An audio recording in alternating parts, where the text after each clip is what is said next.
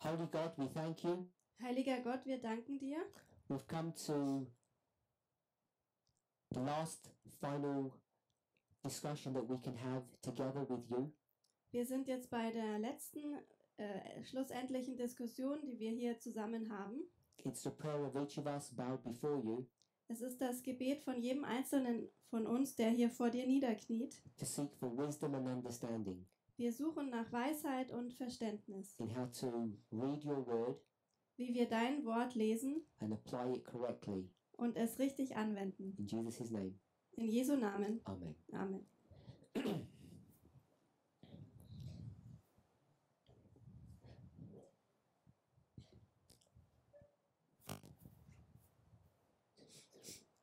In my first presentation, In meiner ersten Präsentation, we spoke about organization, da haben wir über die Organisation gesprochen. and that was a development of a study that I had done at the end of December last year. Und das war eine Weiterentwicklung von einem Studium, das ich Ende Dezember letzten Jahres gemacht habe. I wanted to check if anybody has any questions Ich wollte prüfen, ob jemand irgendwelche Fragen hat about that subject. über dieses Thema. Are we doing mics or?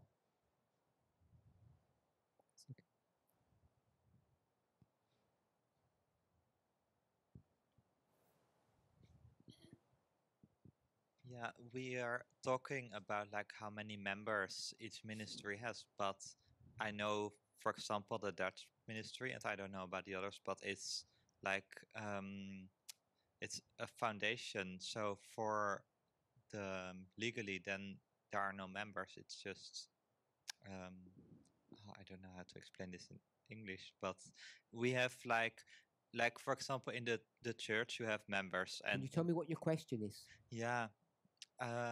Actually, If you need time to frame it, pass it back and have a try in a moment. Hoe vertaal je, zeg maar, waarom we een stichting zijn en geen vereniging? Hoe zeg je dat in het Engels?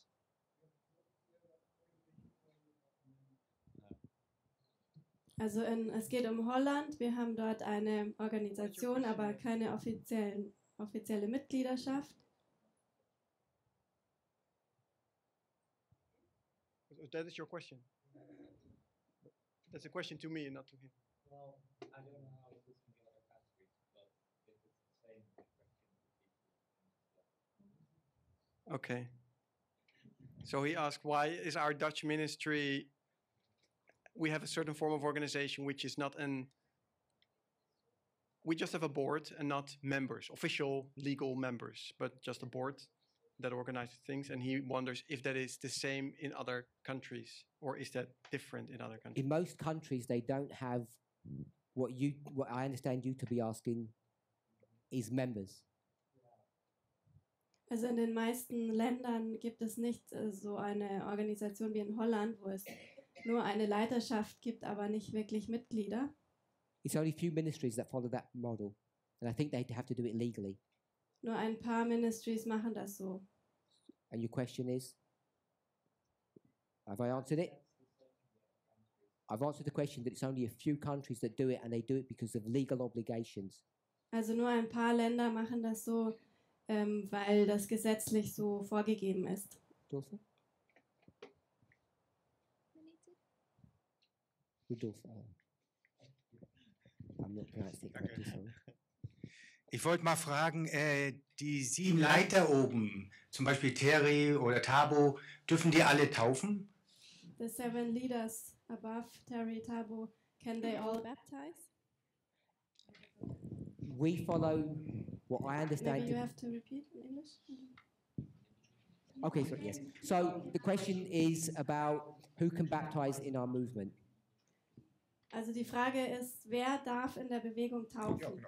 Only elders are allowed to baptize Dürfen nur Älteste taufen before marriages, und Ehen vollziehen baptism and communion. und Taufe und Abendmahl durchführen. At the moment, you said those 7 people, Momentan, du hast gesagt, diese 7 Leute, I think 2 of them are not yet ordained elders, 2 von ihnen sind noch keine ordinierten Ältesten. so they currently can't. Also momentan können sie das noch nicht. A few years ago, we, as a movement, we followed what our understanding was of a biblical model, Vor ein paar Jahren haben wir diesem biblischen Modell gefolgt, so wie wir es damals verstanden haben, that only elders would be allowed to lead out in those roles. dass nur Älteste diese Arbeiten durchführen dürfen. And there's not been any further discussion about the appropriateness of that decision. Und wir haben das bis jetzt noch nicht weiter diskutiert, ob das weiterhin so gültig ist. So it could be that in the future we move away from that model, Möglicherweise entfernen wir uns in der Zukunft von diesem Modell, but at the moment there's no discussion or there's no motivation to do that. aber momentan ist das keine Diskussion und auch keine Motivation, dass wir das What tun. we didn't discuss Was wir nicht angesprochen haben, is that there are elders underneath them, ist, dass unter ihnen auch Älteste sind, local or national elders, lokal oder national, who have the same rights, privileges and duties as as an elder. die die gleichen Rechte, Privilegien und auch Pflichten haben wie ein Ältester.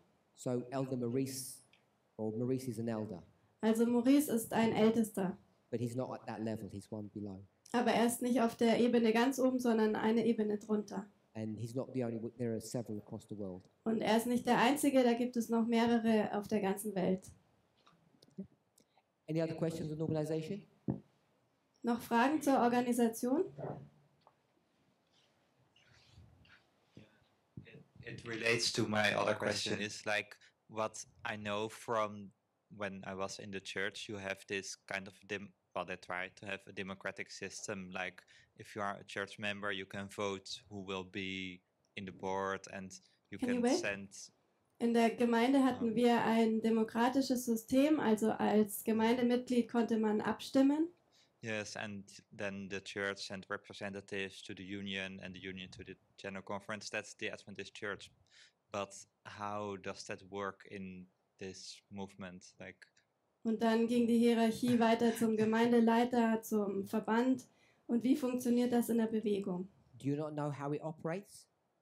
Weißt du nicht, wie es funktioniert? no, it seemed to me. It seems because that was actually about the top down and the like bottom up system.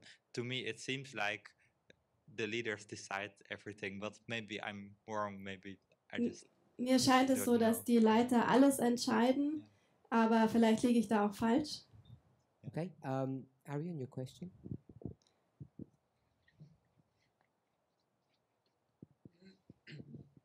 In one of your presentations, not the one from this week, but earlier, you mentioned these 2 models. You choose people based on the the God model. God chooses you in this position, or on the personal qualification model. In einer deiner Präsentationen hast du diese 2 Modelle gezeigt, dass entweder Gott jemanden auserwählt oder die Gemeinde jemanden bestimmt. You didn't elaborate on that further in their presentation, I Und think du also hast because of time. darüber noch nichts weiter gesagt. I think you said that you preferred the personal qualification model. Ich denke, du bevorzugst das Modell der persönlichen Qualifizierung. So I was just wondering if you could elaborate on that a little more. Ich frage mich, ob du darüber noch etwas mehr sagen kannst. What that would look like in our movement, a personal qualification model. Wie das in der Bewegung aussehen würde. So, I don't know if everybody's watched that presentation that I did. Ich weiß nicht, ob jeder die Präsentation von mir gesehen hat. Qualifications of leadership. Die Qualifizierung der Leiterschaft. So the reason I haven't answered Walter's question yet, because I knew it was going to be the same question from Arian. Der Grund, warum ich Wolters Frage nicht beantwortet habe, ist, weil ich wusste, dass Arian die gleiche Frage hat. What I would like to know Was ich gerne wissen möchte from yourselves, von euch, we'll do a vote. wir machen eine Abstimmung. Who prefers Wer möchte lieber, God or providence dass Gott oder die Vorherbestimmung to choose people in leadership positions, die Leute für Leiterpositionen auswählt. or who prefers a different model, Und wer möchte lieber ein anderes Modell? we'll say a democratic one where people are voted into position. Und zwar ein demokratisches, wo die Leute in die Position hineingewählt werden. So I'll make it simple. Ich mache es einfach. You vote Ihr wählt or I vote. oder ich wähle. That's the two options. Das sind die zwei Optionen. Me voting means I choose. Also ich wähle, das heißt, ich wähle aus. You voting means you choose. Wenn ihr wählt, dann wählt ihr aus. So put your hands up Meldet euch, if you want me to choose your leaders. wenn ihr wollt, dass ich eure Leiter auswähle.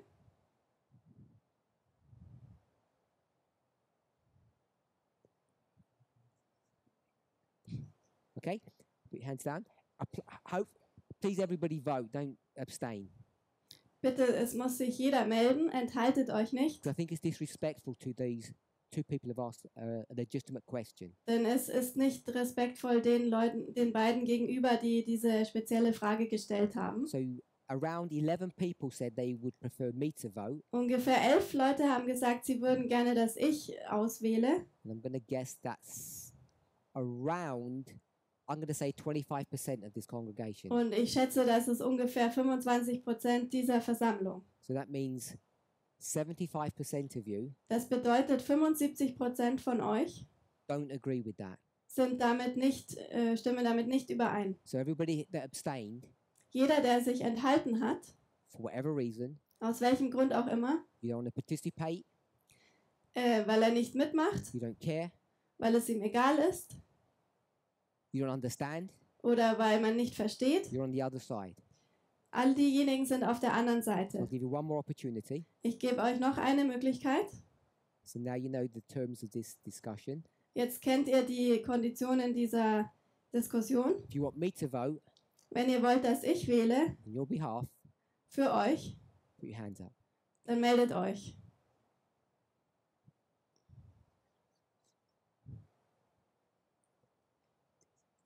Okay, thank you. We're up to about 40% now. Jetzt sind es ungefähr 45%. So I don't know what happened. Ich weiß nicht, was passiert ist. So everybody who voted for me Jeder, der für mich abgestimmt hat, realized that you're in the minority of the movement, realisiert, dass der sich in der Minderheit der Bewegung befindet. and if this is a representative, fair representation of the movement, Und wenn das hier eine Repräsentation der Bewegung ist, this movement does not like the way we have constructed ourselves, the way we operate. dann mag die Bewegung nicht die Art und Weise, wie wir uns selbst aufgestellt haben, wie wir funktionieren. So seeing as the majority of you don't like the way we have been set up, Also die Mehrheit von euch mag es nicht, wie wir aufgestellt sind. what you have to ask yourselves Dann müsst ihr euch selbst fragen, is, what do you want to do about it? was möchtest du dann tun? Do you want to fight for your rights? Möchtest du um deine Rechte kämpfen? Do you want to start again? Möchtest du von vorne neu anfangen? Or do you want to say from now onwards, nobody is appointed in any leadership position without your vote? Oder möchtest du, dass ab jetzt niemand mehr in irgendeine Leitungsposition ernannt wird, ohne dass du dafür abstimmst? So I'm not going to do that exercise today, Ich mache diese Übung heute nicht, but I want us to really think about this. aber ich möchte, dass wir wirklich darüber nachdenken. Your definition of democracy Deine Definition der Demokratie and where you think power should reside. und wo du denkst, dass die Macht liegen sollte. Because I'm guessing Denn ich denke, that the 60% of you who said you don't want me to do all the work, dass die 60% von euch, die nicht wollen, dass ich all die Arbeit mache, what you actually are saying is it's not fair representation. was ihr in Wirklichkeit sagt, es ist keine faire Repräsentation. And the problem is that you all are aware of Und das Problem, von dem ihr alle wisst, is that there's no security or safety in democracy ist, dass es keine Sicherheit in der Demokratie gibt. because that system of governance Denn dieses Regierungssystem has now been hijacked wurde jetzt gekidnappt and he's now being used und benutzt, to promote evil people into into positions of responsibility. böse Menschen in verantwortungsvolle Positionen zu bringen. So if you want to take control of that, Wenn ihr das kontrollieren wollt, you have to ask yourself, are you sure that you're going to do a better job than I would? müsst ihr euch selbst fragen, seid ihr euch sicher, dass ihr das besser machen würdet als ich? Because you have to be sure that you will do a better job, Denn ihr müsst euch sicher sein, dass ihr es besser machen würdet als ich, because it's hard to undo things. weil es schwierig ist, die Dinge wieder rückgängig zu machen. So that single question asked by two people Diese einzelne Frage, die hier von 2 Personen gestellt wurde, is a question that I've been asked several times, ist eine Frage, die ich schon öfters gefragt wurde. and I'm glad it's being asked Ich bin froh, dass sie gestellt wurde, because I think it's important for me to consider that and for you to consider that. denn ich denke, es ist wichtig, dass ich darüber nachdenke, aber auch, dass ihr darüber nachdenkt. Because if we decide to make some change, Denn wenn wir uns dazu entscheiden, es zu ändern, we should do it sooner rather than later. sollten wir es lieber früher als später tun. And then you need to decide how high up you want to instigate those changes. Und dann müsstet ihr auch entscheiden, wie weit nach oben sollten diese Änderungen gehen. So I'm talking to the people who voted no, Ich spreche zu den Leuten, die für Nein gestimmt haben, the majority of you. die Mehrheit von euch. You need to really consider what changes you want. Ihr müsst euch wirklich fragen, welche Veränderungen wollt ihr? I think you're all familiar with this phrase, the law of unintended consequences. Ich denke, ihr kennt alle den Satz, das Gesetz der unbewussten Folgen. Democracy sounds seductively nice, Die Demokratie hört sich verführerisch schön an, but in many places it's a weapon of mass destruction. aber oft ist das die Waffe, eine Massenvernichtungswaffe. And this is not my political statement to say vote for me. Und das ist jetzt keine politische Rede, zu sagen, wählt für mich, I'm trying to be frank and honest sondern ich möchte ehrlich und aufrichtig sein and not discuss my position. und nicht meine Position So I'm diskutieren. going to bring this subject up Ich bringe dieses Thema auf, on an ongoing basis weiterhin, so that you have an opportunity to really consider what it is that you want. damit ihr wirklich darüber nachdenken könnt, was ist es, was ihr wollt.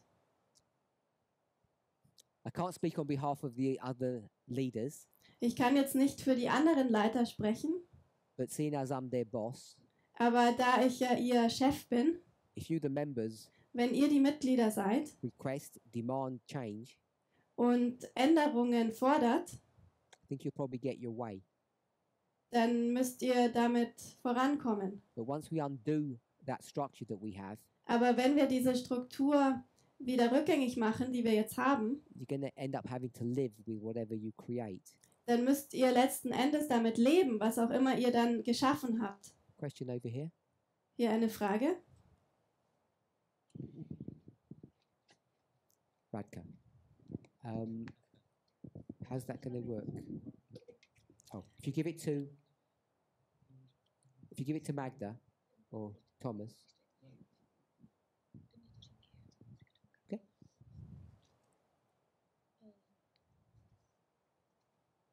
Ty jsi nezeptal druhou otázku, kdo je pro volbu Boha. Bůh nás, ty jsi jako pro nás jako zástupce Boha. To byla otázka. To je otázka. To tam bylo. Tu dal tu druhou. Ale on se nás neptal, on se ptal. Tu se ptal. Ne, on se ptal, nepochopil jsem. Could I ask the microphone to be given to Atty and then decide, have a conversation where you want to go with that at the front here? I was just having an idea. Ich habe nur einen Gedanken. Isn't there a possibility of a combination of both? Gibt es da nicht die Möglichkeit, beides zu kombinieren? like if there is demand, one might like to suggest someone to you and you decide. Zum Beispiel, wenn jemand jemanden vorschlägt You know what und I du mean? entscheidest dann. So I understand what you mean. Ich verstehe, was du So it meinst. wouldn't be like a either or, but you could take some suggestions and think about it. Also nicht entweder oder, sondern dass du Just, Vorschläge annimmst und darüber nachdenkst. just as an idea, suggestion. Nur als ein Vorschlag.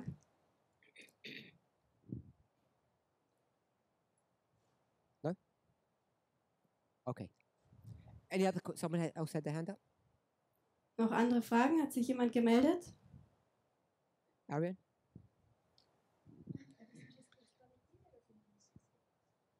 I didn't raise my hand. But that was not to, and I cannot speak for the rest of the people. For me personally, it's not that I want this movement to. I'm sorry. I didn't raise my hand. Ich habe mich nicht gemeldet. Oder ich habe mich gemeldet. I did not raise my hand. Ich habe mich nicht gemeldet. But for me personally, that did not mean I didn't want to say this movement need to be restructured from top to bottom everywhere. Ich wollte damit nicht sagen, dass ich möchte, dass diese Bewegung neu organisiert wird. This movement has been organized or set up in a certain way through the years. Sondern diese Bewegung hat sich aufgestellt auf eine gewisse Art und Weise in den Jahren. And that was all fine and good and perfect, I think. Und das war alles gut und perfekt, denke ich. Now we come perhaps to the realization that the model that it was based upon was not ideal, not. Niemand hat vielleicht gemerkt, dass nicht alles davon ideal war. So my thought, or at least the reason why I did not raise my hand, was der Grund, warum ich mich nicht gemeldet habe, ist the future decisions that we have to make. Die künftigen Entscheidungen, die wir machen müssen. So I'm not saying leadership should be changed, everybody in the positions they have should be removed and it should all be democratically. Ich sage nicht, dass die Leiterschaft sich abwechseln muss und alle Positionen geändert werden müssen. Or with a voting system. Oder ein Wahlsystem eingeführt werden muss. But that we're going to think, I guess that's what you said, that we're going to think about a model or a system that comes closer to a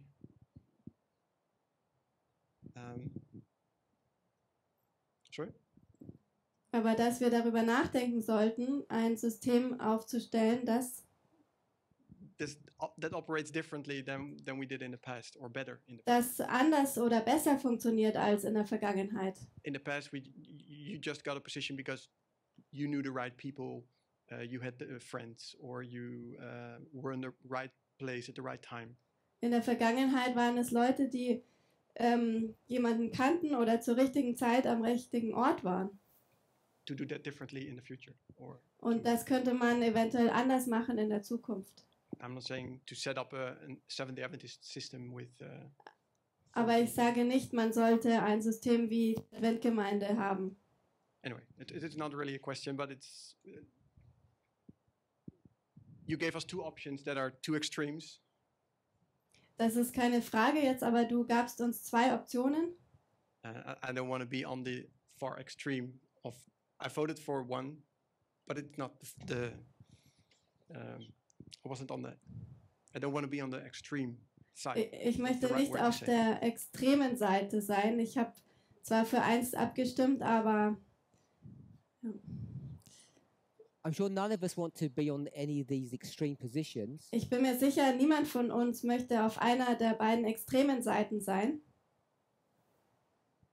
But I think once you go down that road, aber ich denke, wenn man diesen Weg entlang geht, whichever road you take, welchen Weg auch immer du einschlägst, you're already on one of them. Du bist bereits auf einem. However you want to personally define extreme, wie auch immer du persönlich extrem definierst, you'll get to a place where somebody is promoting someone they know.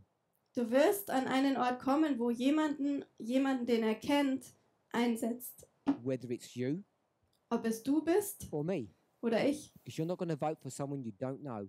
Denn du wirst nicht für jemanden abstimmen, den du nicht kennst. The only difference is Der einzige Unterschied ist, 4 of you will vote for someone you know. 4 von euch werden jemanden wählen, den ihr kennt. And the other way is 1 of us will vote for who they know. Und die andere Möglichkeit ist, dass einer von uns für jemanden wählt, den er kennt. Because it sounded, that's the model that you were proposing. It sounded to me that way, Denn ich denke, das ist das Modell, das du vorschlägst. which is an extreme position. To not have a solution. Sure, I know we don't have solution to these things. Es ist eine extreme Haltung, wenn man keine Lösung hat. My point is, it's easy to sound reasonable Mein Punkt ist, es ist einfach, vernünftig zu klingen and to make me sound extreme, und mich so darzustellen, als würde ich extrem sein. but to me, Aber für mich your reasonable proposition klingt dein vernünftiger Vorschlag and the one that Ati proposed, und derjenige, den Ati vorschlägt, which is the same one, was das Gleiche ist, the slight variation perhaps, nur vielleicht eine kleine Abwandlung. is the extreme position that I said it was.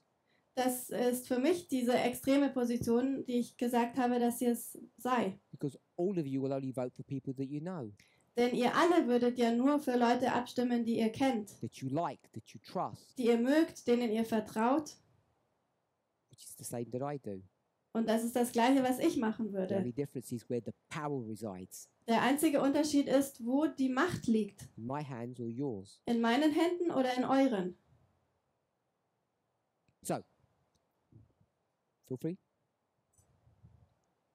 Then I want to go back to your presentations 2 weeks ago about these 2 models, the wrong model and the right model, or the.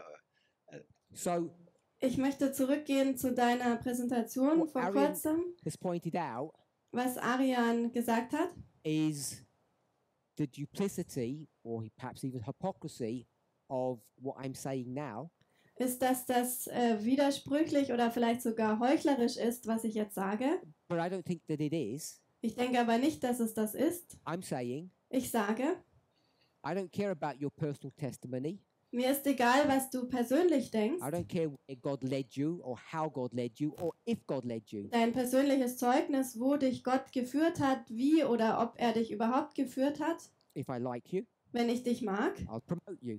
dann werde ich dich befördern. If I don't, I won't. Wenn nicht, dann nicht. And when you make your decisions, Und wenn ihr eure Entscheidungen trefft, you can decide on what basis you choose. könnt ihr entscheiden, auf welcher Grundlage ihr entscheidet. Your friend told you that they had a religious experience 10 years ago and that qualifies them. Eure Freunde sagen euch, sie haben eine religiöse Erfahrung vor 10 Jahren gehabt und das qualifiziert sie. Or they're a hard, faithful worker. Oder sie sind hart und treue Arbeitende. So I don't see a discrepancy in what I said a few weeks ago to what I'm saying now. Ich sehe keine Diskrepanz zu dem, was ich vor ein paar Wochen gesagt habe. Then Damals I was discussing the qualifications for leadership, habe ich über die Qualifizierung der Leiterschaft gesprochen. and today Und heute I'm asking who makes that decision, who makes that choice. frage ich, wer trifft diese Entscheidung? Wer wählt? Feel free to come if you disagree with what I've said. Or I'm not sure if I fully. okay, Ich bin mir nicht sicher, ob ich damit übereinstimme. Not fully. Fully understand the link with the presentation before, but Ob ich Because- genau den Zusammenhang mit der vorangegangenen Präsentation verstehe. because it's your presentation that kind of got me thinking about. Denn deine Präsentation hat mich zum Nachdenken gebracht. Came to the realization that perhaps the way we do things and the way we have done things in the past wasn't maybe the right thing to do. That was basically my conclusion from your presentation. Und ich begann zu realisieren, dass in der Vergangenheit, wie wir die Dinge gemacht haben, vielleicht nicht alle gut waren. let me address that. Lass mich das ansprechen. Everywhere I go in this movement, Überall, wo ich hingehe in dieser Bewegung, when people talk about Elder Tess wenn Leute über älteste Tess sprechen, or say Elder Jeff, oder sagen wir ältesten this is a softer Jeff, target to attack. denn er ist ein leichteres Ziel, das man angreifen kann. Their argument is Ihr Argument ist not that he was clever, Nicht, dass er klug war, not that he did hundreds of hours of study, nicht, dass er hunderte von Stunden studiert hat, that God raised him. sondern dass Gott ihn aufgebracht hat. My question is, how do you know? Meine Frage ist, woher weißt du das? What's your marker, your reference point to know if someone's raised by God or not raised by God? Wie markierst du das, um zu sagen, derjenige wurde von Gott aufgenommen oder nicht? How do you define what talents are? What? Talents. Oh, wie definierst du, was Talente sind? Is it some spiritual power that God gives you, Ist das geistliche Macht, die Gott dir gibt, that you were born with? mit denen du geboren worden The bist? first one would be Miller. Der erste wäre Miller, The second one would be John the Baptist. der zweite wäre Johannes der Täufer. Or Oder is it someone who's clever, ist das jemand, der einfach nur klug ist, goes to seminary and understands the Bible really well? zu Seminaren geht und die Bibel sehr gut versteht? People have different views Die Leute haben unterschiedliche Ansichten, on how or what makes somebody competent. wie oder was jemanden kompetent macht. Most people seem to have this idea Die meisten scheinen diese Vorstellung zu haben, that elder Tess's, I'll call it cleverness, dass die Klugheit von ältester Test is supernatural übernatürlich ist, as opposed to hard work and being intelligent. im Gegensatz zu harter Arbeit und Intelligenz. If you believe that, that's fine. I'm not attacking that. Wenn ihr das glaubt, das ist okay, ich greife das nicht an. What I was trying to say in that previous study, Aber was ich sagen wollte in dem vorangegangenen Studium, if I was choosing a leader, wenn ich einen Leiter, eine Leiterin auswählen würde, I would choose someone based upon the ability that I see, würde ich jemanden wählen, der oder die die Fähigkeit dazu hat, not their testimony. nicht das Zeugnis. So that was that issue. Das war dieses Thema. So now I'm saying, Was ich jetzt sage, if I was to choose somebody, wenn ich jemanden auswählen würde, I've already stated publicly what my methodology would be. ich habe bereits öffentlich gesagt, nach welcher Methode ich das tun würde. My question today was, Meine Frage heute war, who does the deciding? wer entscheidet? You or me? Du oder ich? And if it's you, Wenn es du bist, I didn't ask you on what basis you decide. ich frage nicht, auf welcher Grundlage du entscheidest. Do you want a hard worker or a charismatic speaker? Möchtet ihr eine fleißige Person oder einen charismatischen Sprecher? You need to decide that. Ihr müsst entscheiden. So that's how I see that previous study and the discussion we're having today fit together. So sehe ich, wie das frühere Studium und die heutige Diskussion zusammenpassen. I don't take much notice when a presenter cries in front of you or has some emotional statement to make. Es kümmert mich nicht so sehr, wenn jemand, der präsentiert, vorne weint oder emotionale Aussagen trifft. I don't want to destroy or rubbish providence.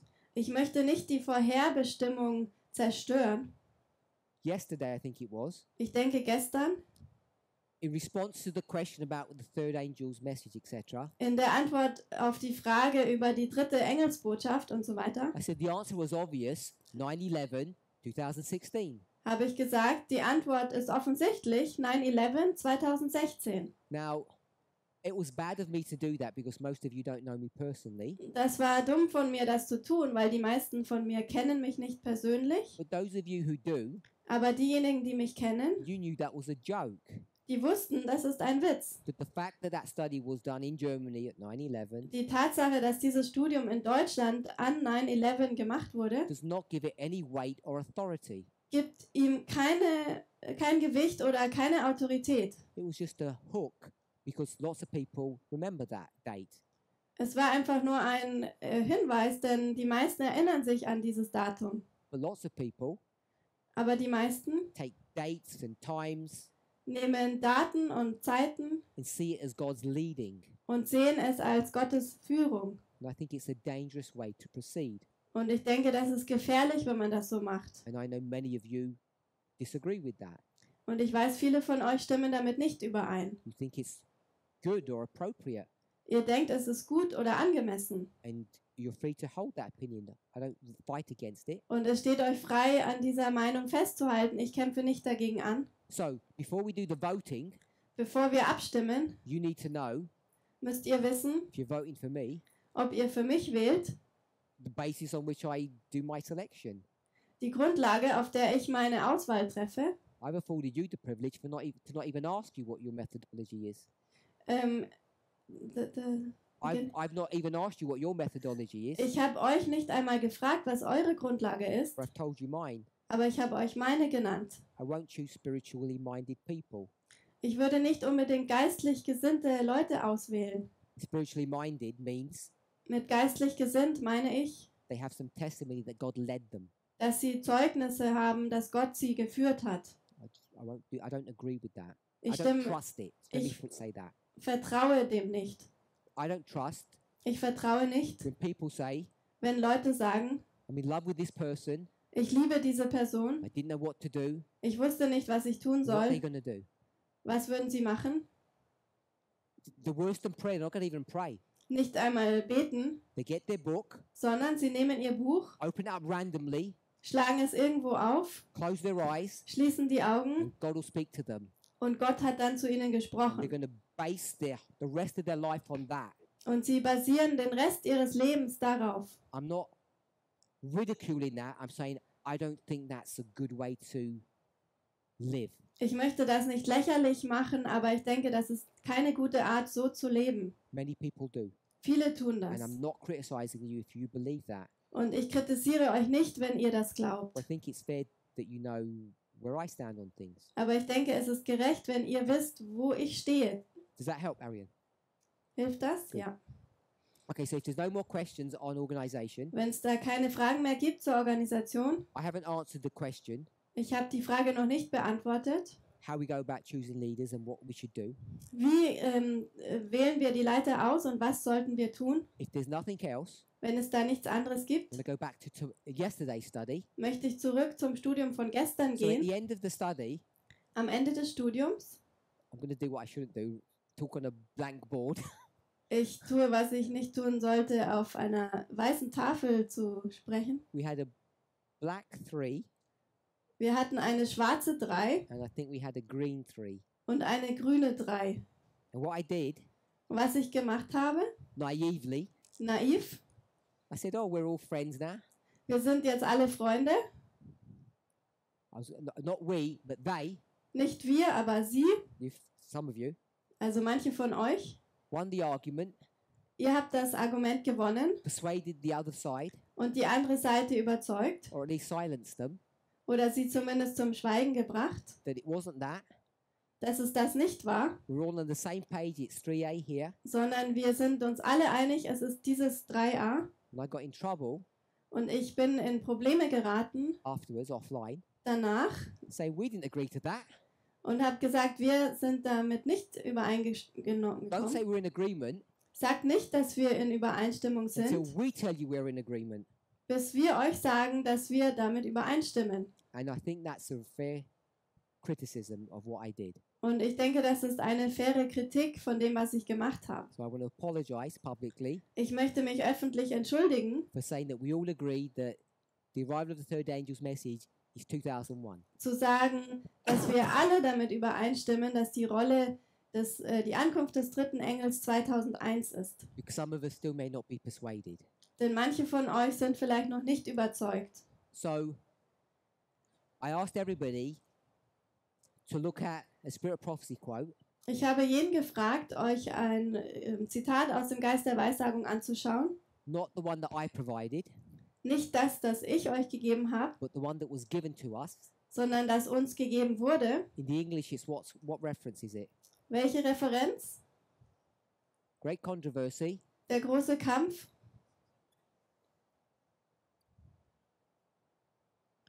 Okay, so that was the one that was given to us Das Zitat wurde uns gegeben as the defense or the argument, the logic als Verteidigung oder Argument und Logik, to say the third angel comes at the Sunday law, zu sagen, dass der dritte Engel am Sonntagsgesetz ankommt. and we dissected this not properly, Und wir haben das nicht richtig verdaut. And for those who felt that the great controversy statement upheld a Sunday law third angel, Und diejenigen, die glaubten, dass dieses Statement Sonntagsgesetz als dritter Engel heißt, I want to give you the opportunity to affirm that position, or if you have changed, to say you see it differently. denen möchte ich die Möglichkeit geben, die Meinung nochmal zu bekräftigen oder wenn ihr euch geändert habt, dass ihr es nochmal anders nennt. So does everybody understand what I'm asking? Versteht jeder, was ich frage? Some people said GC 605 pointed to a Sunday law third angel. Manche haben gesagt, dass dieses Zitat zum dritten Engel am Sonntagsgesetz hinweist. If that was your position yesterday, Wenn das deine Meinung gestern war, have you had sufficient time to look at the passage by yourself hattest du genügend Zeit, dir die Passage nochmal anzuschauen? and either come to the conclusion that yes, it's still there, or you've changed? Und seid ihr entweder zur Schlussfolgerung gekommen, ja, das ist so, oder habt ihr es geändert? Or vice versa? Oder umgekehrt? You said it was pointing to a 9/11 third angel and you've changed your position, that's fair too. Wenn ihr erst gesagt habt, der dritte Engel kommt an 9/11 an und dann habt ihr eure Meinung geändert, das wäre auch okay. Anybody want to volunteer to speak their mind, Jemand freiwillig, der seine Meinung teilen möchte? share their opinion? Seine Meinung teilen?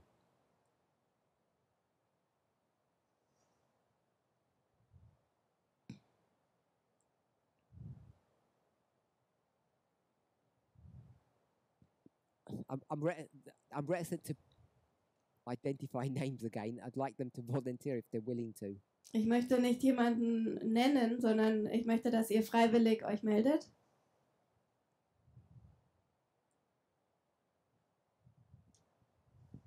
Sylvie? Oh, one moment.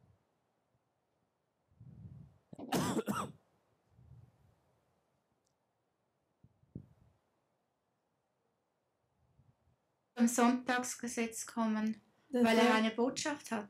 the third angel has to come before the Sunday law because he has a message.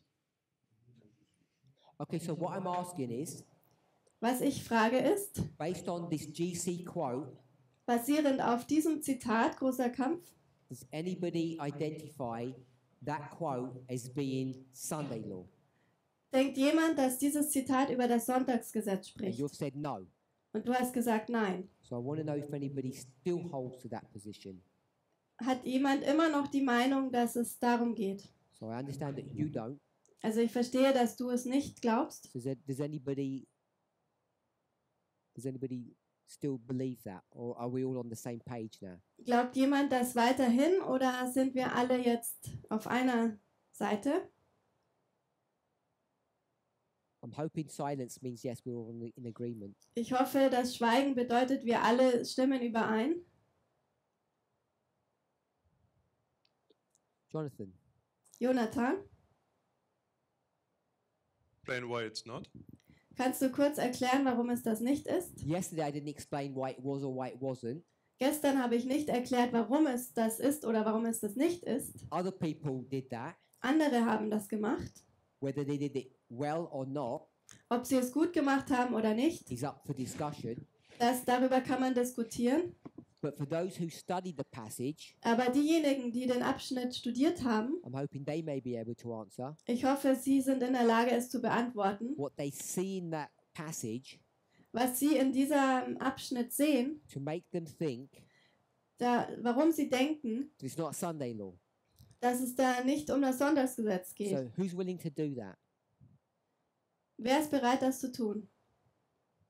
Who's willing to go into the passage and show us why it's not Sunday law? Wer möchte da zu diesem Abschnitt gehen und sagen, dass es that it is Sunday law? You mean? They should show that it is at the Sunday law. No, Jonathan asked Jonathan hat gefragt, why it isn't at the Sunday law, why it's at 9/11. warum es nicht am Sonntagsgesetz ist, sondern an 9/11. So I'm asking someone to answer his question. Also jemand soll seine Frage beantworten, but only based upon the quote. aber nur basierend auf diesem Zitat. So before we do that, Bevor wir das tun, Lisanne's going to respond, wird Lisanne antworten. and we're in GC 605, Also wir paragraph 3. sind im großen Kampf 605 Absatz 3 im Englischen. So you have the ability to go to the passage because she's going to, I hope she's going to read from there certain words Also ihr könnt zu diesem Abschnitt gehen, denn ich denke, sie wird daraus lesen and explain her logic. und ihre Logik erklären. Go ahead. So actually, we're looking at the last sentence, but you can also look at the first sentence. There said, heretofore, those who presented the truths of the third angel's message have often been regarded as mere alarmists. So That before... was a little bit fast. It needs to get translated. Heretofore, before this, Also da steht vorher, those who presented the third angel's message diejenigen, die die dritte Engelsbotschaft verkündet haben, was regarded by the world wurden von der Welt angeschaut, as sounding a false alarm. als dass sie eine falsche Warnung gegeben hätten. Is that a fair paraphrase? Stimmt Lisa? das? Yes, Okay. it is.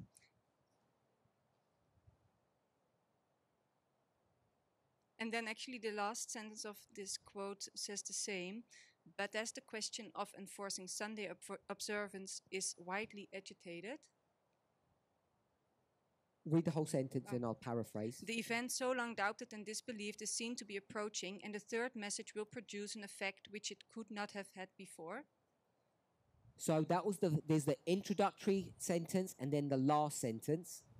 Also das war der erste Satz und dann der letzte Satz. So I just want to remind us Ich möchte uns daran erinnern, that Lisanne is using a standard methodological technique well established in our movement. dass Lisanne unsere Standardmethode benutzt, die in unserer Bewegung sehr gut etabliert ist, You use the opening sentence nämlich den Eröffnungssatz and then you use then you go to the concluding sentence. und dann zum schlussfolgenden Satz. And she's going to show, I think, a repeat and enlarge. Und ich denke, sie zeigt eine Wiederholung und Erweiterung. So she's following all the rules. Also sie folgt all den Regeln. I say that Ich sage das, because it then allows you to have some level of confidence in her position. weil das erlaubt dir, in ihre Meinung Vertrauen zu haben, If we're all okay with that. wenn wir alle damit So übereinstimmen. she said, last sentence, Sie sagt im letzten Satz, but as the question of enforcing Sunday law, aber die Frage, das Sonntagsgesetz zu erzwingen, it's not a law yet, es ist jetzt noch kein Gesetz, just called observance, nur die Beobachtung, is widely agitated das ist sehr weit verbreitet in the world. in der Welt. The event, the Sunday law, Das Ereignis, das Sonntagsgesetz, which has not been believed an das nicht geglaubt wurde by the world, von der Welt, and in this context, America, also in diesem Kontext von Amerika, disbelieved, hat nicht geglaubt, is seen by the world das wurde von der Welt gesehen, as approaching.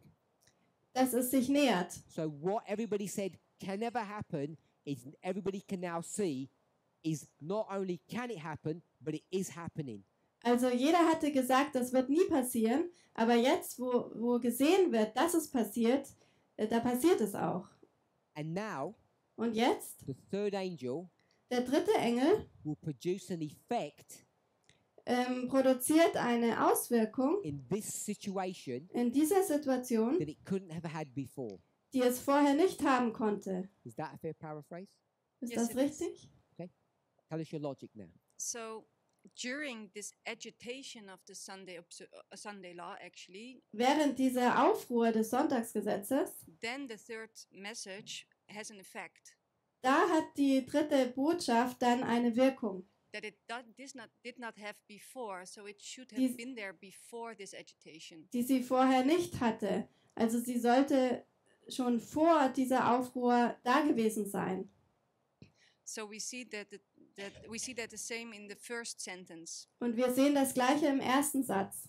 There it says the third angel's message. Those who presented the third angel's message Dort steht, dass diejenigen, die die dritte Engelsbotschaft verkündet haben, before this agitation, vor dieser Aufruhr, they were regarded as mere alarmists. die wurden als falsche Warner dargestellt. But now they're taken seriously. Aber jetzt werden sie ernst genommen.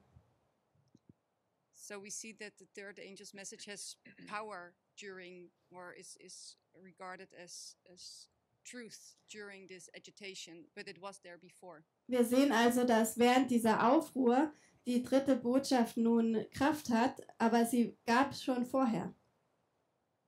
So let me bring those points together, Jonathan. Ich bringe diese Punkte zusammen, Jonathan. Passage says Der Abschnitt sagt, that I'm going to say the world ich werde jetzt sagen, die Welt can see the Sunday law approaching. kann sehen, wie sich das Sonntagsgesetz nähert. So it says enforcing. Es steht dort erzwingen. That means law. Das bedeutet Gesetz. Sunday observance. Die Sonntagsheiligung. That's the Sunday law. Also das Sonntagsgesetz. Approaching. Nähert sich. So we know we're before the Sunday law. That's the historical context. Also wir wissen, wir sind vor dem Sonntagsgesetz. Das ist der historische Kontext. Present tense. In der Gegenwart. The third message will. Steht dort, die dritte Botschaft wird. Present tense, before the Sunday law. Also vor dem Sonntagsgesetz. Do something. Sie wird etwas tun. So that's the proof. Das ist der Beweis, To show it can't be at the Sunday law. zu zeigen, es kann nicht am Sonntagsgesetz sein. That's the first logic. Das ist die erste Logik. And then it says at the beginning. Und dann heißt es am Anfang. Sorry, the last word says before. Im letzten Wort steht bevor. And the first word says heretofore. Und im ersten Wort steht auch davor. So they're both the same word. Also das sind beides die gleichen Wörter.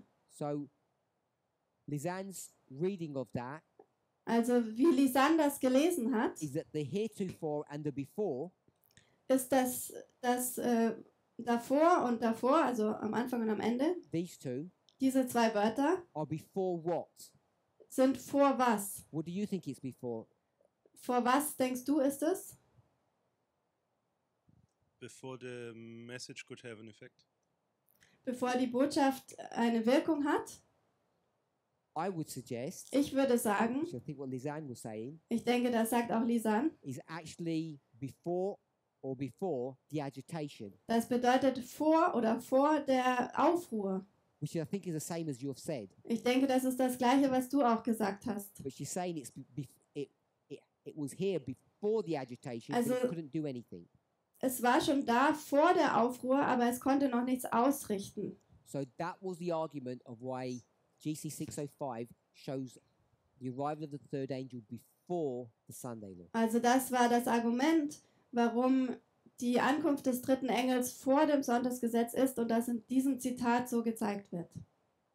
Does that answer your question? Hat das deine Frage beantwortet? So I don't know if that answers everybody's question. Ich weiß nicht, ob das die Frage von jedem beantwortet. I think, if I remember, Lisanne has said the same thing that she said yesterday. Is that correct? Ich denke, Lisanne hat das Gleiche gesagt, was sie auch gestern schon gesagt hat. It was you, yes? Yes. Other people spoke as well. Andere haben auch gesprochen.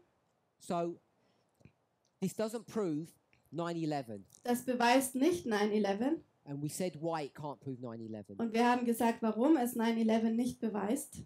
Why can't it prove 9/11? Warum kann es das nicht beweisen? Anybody? Irgendjemand? Someone want to give a... Thomas? You don't know? Okay. Anyone else? Anyone besides Lisanne? Hopefully we'll try and get... Oh, good, someone else. L'arrivée du second ange qu'on a placé hier au 11 septembre.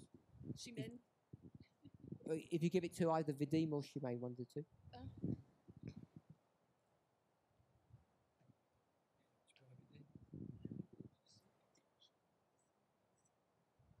The arrival of the second angel Die Ankunft des dritten Engels, that we placed at the 9/11.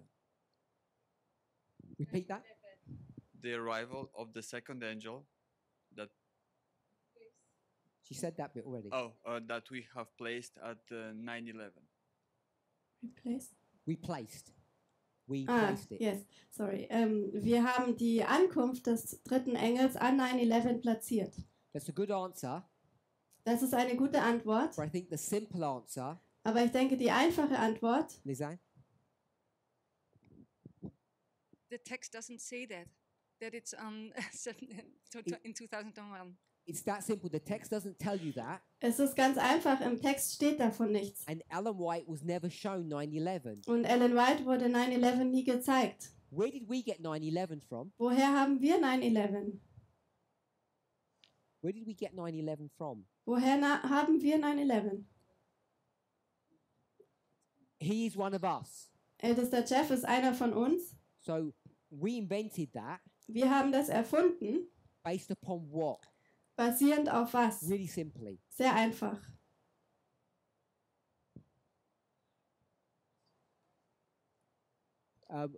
If no one's going to answer that, I'll get the mic to Curtis. Who said that? Who said Islam? Oh, Esther. Esther said Islam. Esther hat gesagt Islam. So no?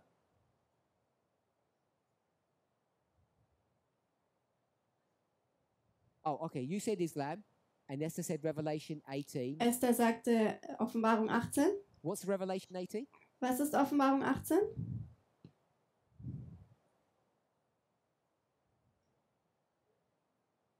She didn't say that in Revelation 18. Revelation 18 is John. Offenbarung 18 ist Johannes. Ellen White didn't write Revelation 18. Ellen White hat ja Offenbarung 18 nicht geschrieben. I know you know the answer to this, but I want to make sure we get it correct. Ich weiß, du kennst die Antwort, aber ich möchte sicherstellen, dass wir es richtig haben. Okay, Curtis, just help her out. Pass the mic along. You're correct, Esther, but we just need to tidy it up. Du hast recht, Esther, aber wir müssen das jetzt sauber darstellen. Yeah, so can I just tie towards that was it? By associating the events of Islam at 9/11 Als wir die Ereignisse vom Islam an 9/11 platziert haben, with a quotation from Ellen White, 9T11, durch das Zitat von Ellen White in 9T11 and other places, Review and Herald, und auch an anderen Stellen in Review and Herald, and misusing that where Ellen White spoke about Revelation 18, und wir haben das falsch verwendet, wo Ellen White über Offenbarung 18 spricht and towers coming down. und die Türme gefallen sind. So what we did was, Was wir gemacht haben we saw war, an event in the newspaper, wir haben ein Ereignis in der Zeitung gelesen, like the stars falling. wie der Sternenfall, We said, und wir haben gesagt, we read something about that. wir haben was darüber gelesen Therefore, that event und deswegen is a fulfillment of that passage of inspiration, ist dieses Ereignis eine Erfüllung von diesem Abschnitt in der Inspiration. which happened to be Und das war zufällig. Testimonies of the Church, Volume 9, beginning page 11. 9. Band der Zeugnisse, beginnend auf Seite 11. The event happened on 9/11, Das Ereignis geschah an 9/11. and if I can call it the dream, Und wenn ich sagen könnte, der Traum was where? war wo? New York. In New York. In New York. And the attack happened in New York. Und der Angriff geschah in New York. So that's why I say we created 9/11. We created this waymark. Deswegen sage ich, wir haben 9/11 kreiert, wir haben diese Wegmarke kreiert. Whether you agree with that methodology or not. Ob du mit dieser Methode übereinstimmst oder nicht. By the way, Nebenbei, we use that methodology for 2001. wir haben diese Methode für 2001 verwendet. What did we reject? Was haben wir nicht angenommen? Give me the year. Gib mir das Jahr. Who said? We rejected 2020. Wir haben 2020 verworfen. So 2001 we 2001 accepted haben wir angenommen, based upon New York. basierend auf New York. And then 2020, Und 2020, I'm going to go with that date, ich nehme dieses Datum. because Jonathan said I can't remember. Ich erinnere mich nicht, ob es das war, aber Jonathan hat es We gesagt. reject Haben wir verworfen. based on exactly the same methodology, basierend auf exakt der gleichen Methode. which was Was war das? not the date, Nashville, Nashville. and the date. Das Datum? We know the date, 18th of July. 18. Juli. So I just want to make us aware of this, Ich möchte, dass wir uns dessen bewusst sind, because what had we learned denn was haben wir gelernt in these 19 years? in diesen 19 Jahren? Yes, we'd learned bad method, but what was the bad methodology? Falsche Methode, aber was war falsch daran? You've got 1, 2, 3. Which one did we learn? Wir haben hier 3 Sachen. Was haben wir What gelernt? was the bad? Was war das Schlechte?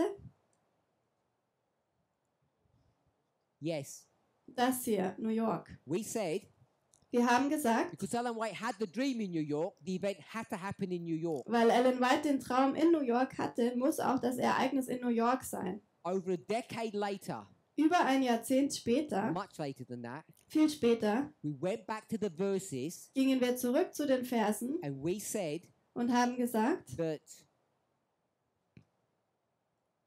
we call it 9T dass 9t, is referring to what event? also 9. Band der Zeugnisse, sich auf welches Ereignis bezieht? Not 2001. Nicht auf 2001, Sorry? Which event in the future? sondern auf welches Ereignis in der Zukunft? Okay? So Curtis has said, close of probation. Auf das Ende der Gnadenzeit. We knew a decade later, long before 2020, Wir wussten lange vor 2020, that that was not good methodology. dass das keine gute Methodik war, That what she was actually referring to sondern auf was sie sich tatsächlich bezog, was something that's going to happen over here, war etwas, das hier hinten geschieht, which was the general destruction of the world. nämlich die allgemeine Zerstörung der Welt. And that taught us something Und das hat uns etwas gelehrt, that we have used since then, das wir seitdem benutzt haben, which is our approach to inspiration. nämlich wie wir an die Inspiration herangehen. Half this movement, Die Hälfte dieser not Bewegung, literally, nicht buchstäblich, wanted to maintain wollten weiter festhalten this same methodology. an dieser gleichen Methode. They called it the Laodicean methodology, Sie nannten es die laodizianische Methode and they were firm on this, and we rejected it. und die waren fest damit, aber wir haben es abgelehnt. That's got nothing to do with this study. Das hat jetzt nichts mit diesem Studium zu But I tun. thought it was important for us to remember Aber ich dachte, es war wichtig für uns, uns zu erinnern, why GC 605 does not prove the third angel comes at 2001. warum der große Kampf 605 nicht beweist, dass der 3. Engel 2001 ankommt. What it does prove Was es aber beweist, is if this is agitation, ist, dass wenn das hier diese Aufruhr ist, it comes before that. dann kommt er vorher. That's what we knew. Das wussten wir. So we haven't taken the final step Wir haben den letztendlichen Schritt noch nicht unternommen, to bring it back to 9/11. I think we did discuss it yesterday, but maybe it wasn't a very good proof. I don't know. es an 9/11 anzusetzen. Ich denke, wir haben es besprochen, aber wir haben es noch nicht bewiesen. Okay, so then I offered us. Anybody got any questions? Fragen? Then, 1 second.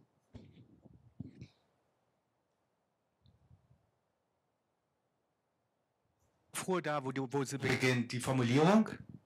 Is the agitation the formulation? So the question is the agitation, the formalization of the message. And some people will say it is, and some people will say it isn't. Manche sagen, es ist es, manche sagen nein. So I don't think it's relevant or germane to this study. Ich denke, es ist jetzt nicht relevant für dieses Studium, Because if I say it is or it isn't, it then becomes law.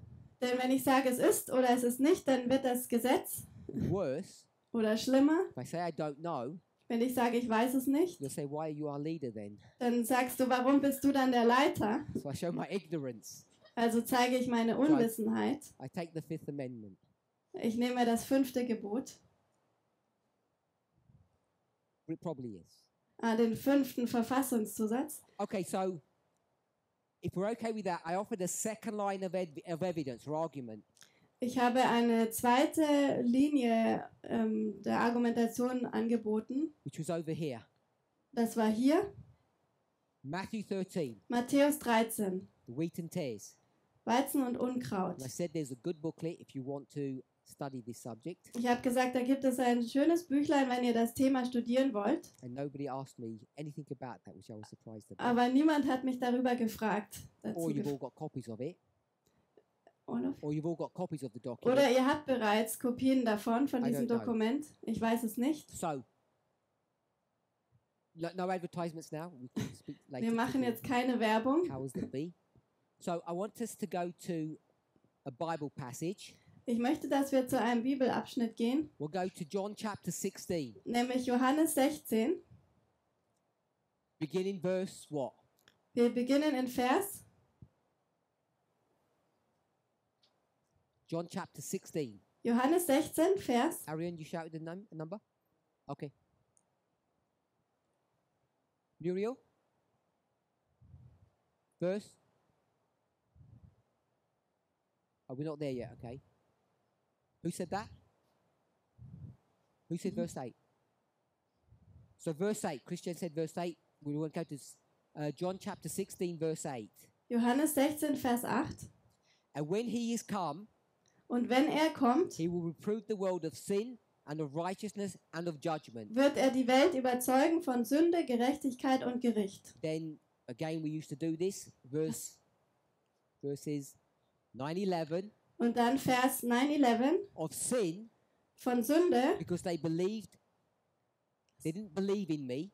Denn sie haben mir nicht geglaubt. Of righteousness, von Gerechtigkeit, because I go to my Father. Denn ich gehe zu meinem Vater. Of judgment, von Gericht, because the prince of this world is judged. Weil der Prinz dieser Welt gerichtet ist. So we've got sin, righteousness and judgment. Also wir haben Sünde, Gerechtigkeit und Gericht.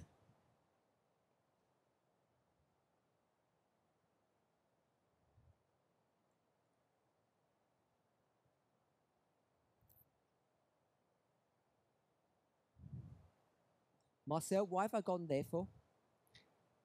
Why have I gone to sin, righteousness and judgment in John 16:8? Warum bin ich hier hingegangen in Johannes 16, Vers 8? When I said we should be going to Matthew 13. Wenn ich sage, wir sollten zu Matthäus 13 gehen. Because the 3 steps.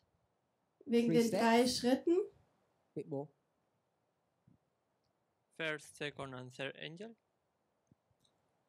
So Marcel said the first, second and third angel. Marcel sagt der erste, zweite und dritte Engel. So now I'm going to put, these are not the arrivals, these are angels. Das ist nicht Ankunft, sondern das sind die Engel. And then he said, before that, 3 steps. Und dann sagte 3 Schritte. 3 steps of what, Marcel? 3 Schritte von was? Daniel 12:10. No.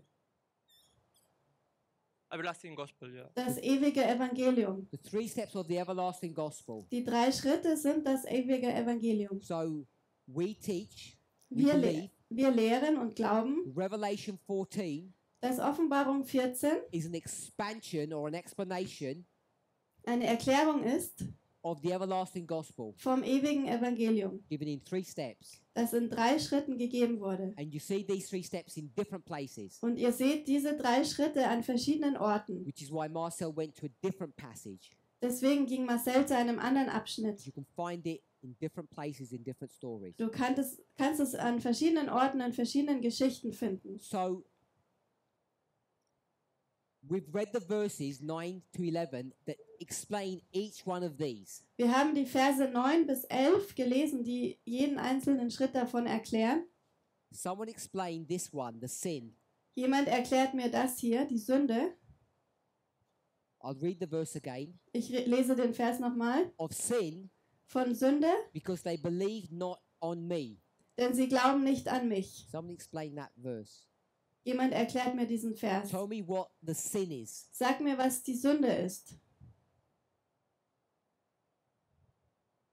Someone's got to put their hand up so they can get a mic. Jemand soll sich bitte melden, damit er ein Mikrofon bekommt. Please don't say fear God. Und sagt nicht, fürchte Gott.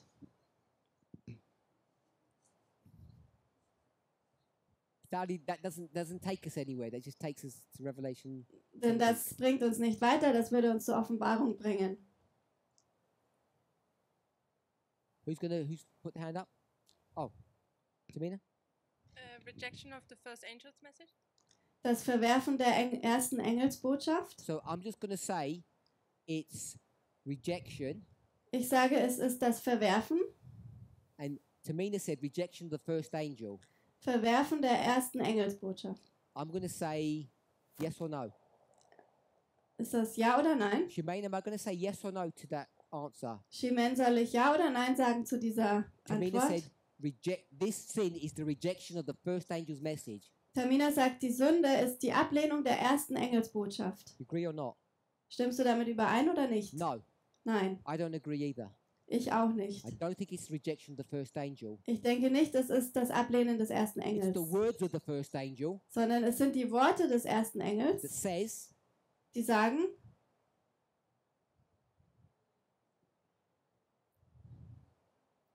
Gericht kommt. you do not believe.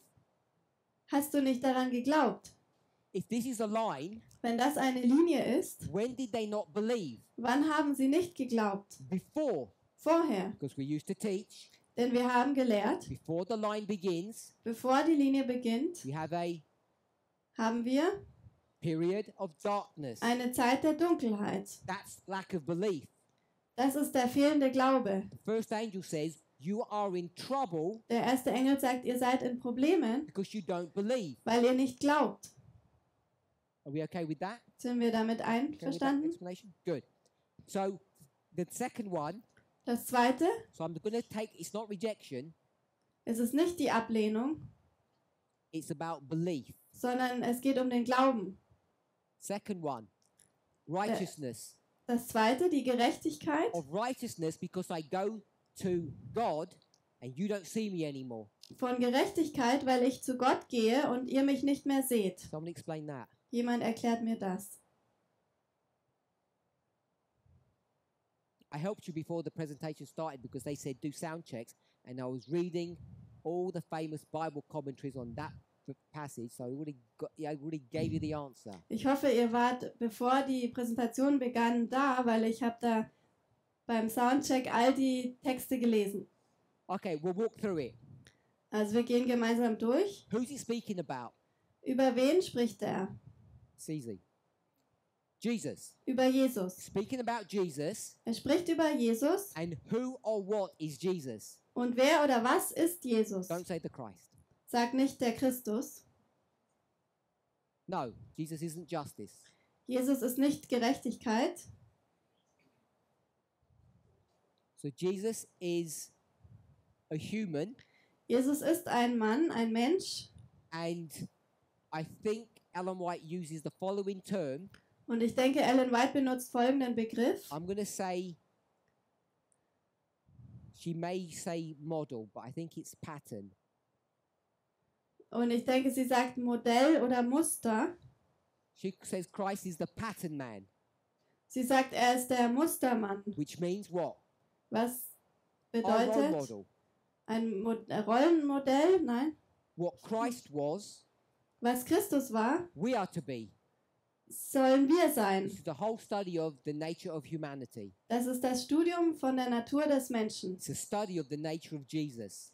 Ein Studium von der Natur von Jesus. And Ellen White says, Und Ellen White sagt, Christ's humanity is everything to us. die Menschlichkeit Christi ist alles für uns. Because if you don't understand this person's humanity, Denn wenn wir die Menschlichkeit von dieser Person nicht you verstehen, don't understand the equality message. verstehen wir auch nicht die Botschaft der Gleichheit. And maybe some of us have forgotten that. Und vielleicht haben das manche vergessen Or maybe never understood it that way. oder es nie so verstanden. Okay, so the righteousness is what?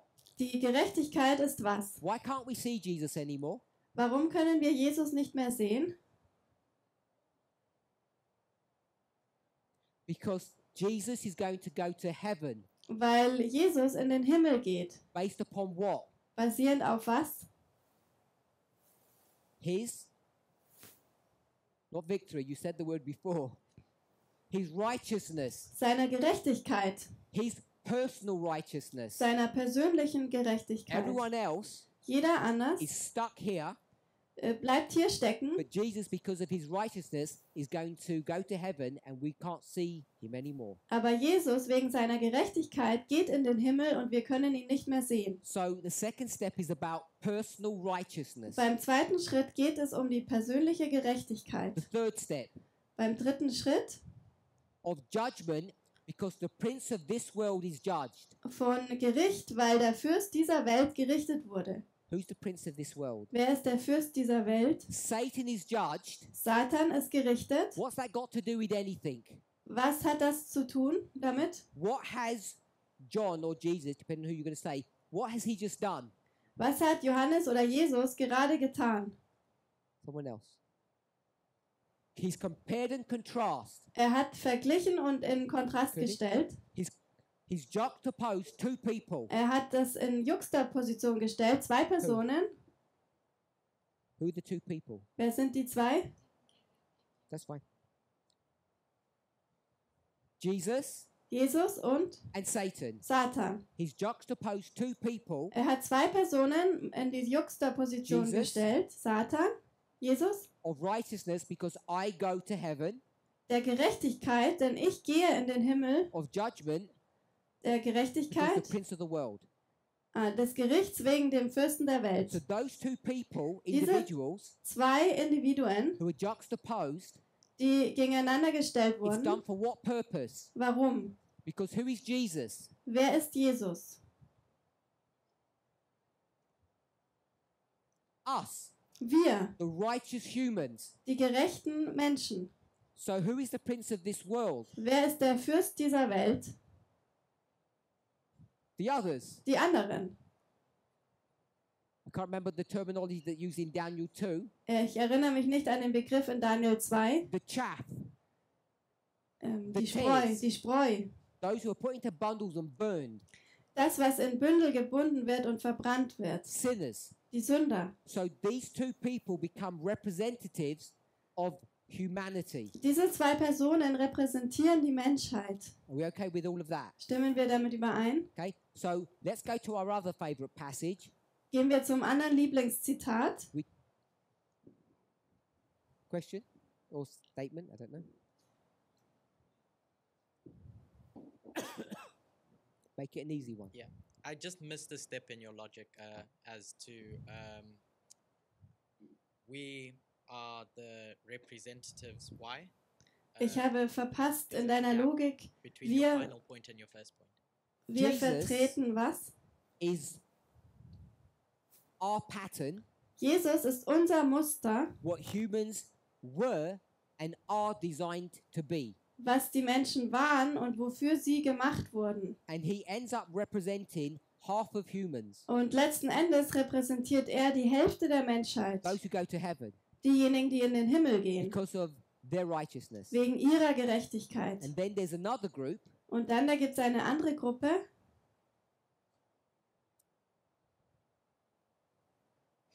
who are represented by Satan, die von Satan repräsentiert werden. of judgment, because of the prince of this world is judged. Von Gericht, weil der Fürst dieser Welt gerichtet wurde. Okay? Warum wir? I don't know what you mean us. You mean you? I assume when you said us, you meant this movement. I meant all the righteous people. Ich meinte alle gerechten Leute. Because I hope we're all righteous. Ich hoffe, wir alle sind gerecht. Our next favorite passage. Unser nächstes Lieblingszitat, This was what passage? John das war Johannes 16. 16, 8, 9 und bis 11. Our next one. Not Matthew. We've got another step before we get there. Noch ein weiterer Schritt, bevor wir zu Matthäus Sorry. gehen. Not Mark. Nicht Markus, Not Revelation. nicht Offenbarung, Not Daniel. nicht Daniel, Not Hosea. nicht Hosea. Who said something? Book of Acts. Apostelgeschichte. Someone finish it off, not him. Not my friend. Not Acts 2. Nicht Apostelgeschichte 2. Not 27. Acts 24. Tell us the story. Apostelgeschichte 24 What's the sagt subject? uns die Geschichte. Is Paul before some Roman leader, Paulus vor einem römischen Herrscher. whether it's a king or a governor, someone. So the verse is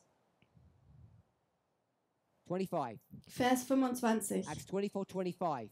Apostelgeschichte 24, Vers 25. And as he, Paul, Und als er, Paulus, is this Felix, I think, double check, it tells you before. As he reasoned of righteousness, temperance, and judgment to come, über Gerechtigkeit, Mäßigkeit und über das kommende Gericht sprach, Felix trembled. da fürchtete sich Felix. We'll stop there. Wir hören da auf. So Felix is scared. Felix hat Angst. It says righteousness, temperance, and judgment to come. Er sagt Gerechtigkeit, Mäßigkeit und das kommende Gericht. 3 things. 3 Dinge. Just give me the first letter for number 1. Gib mir den ersten Buchstaben für Nummer 1. Arian says R. Anybody disagree? Also R. If you can't hear me? Oh, you can't hear. Oh, he said R. Er sagt R.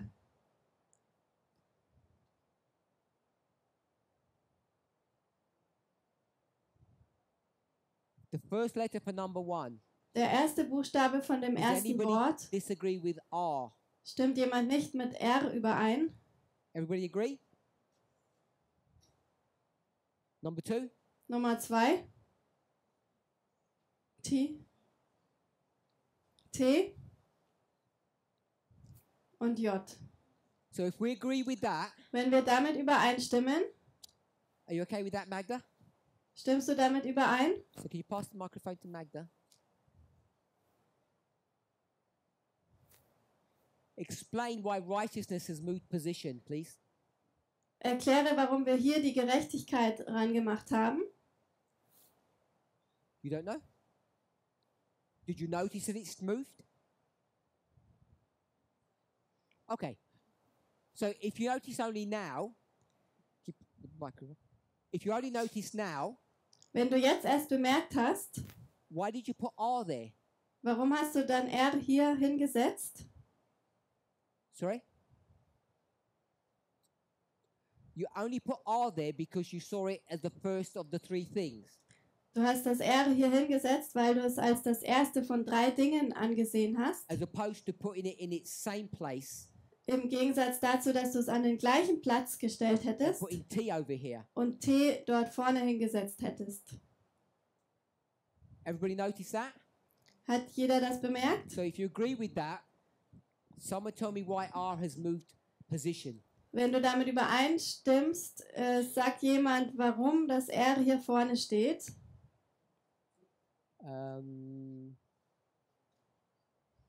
Janice.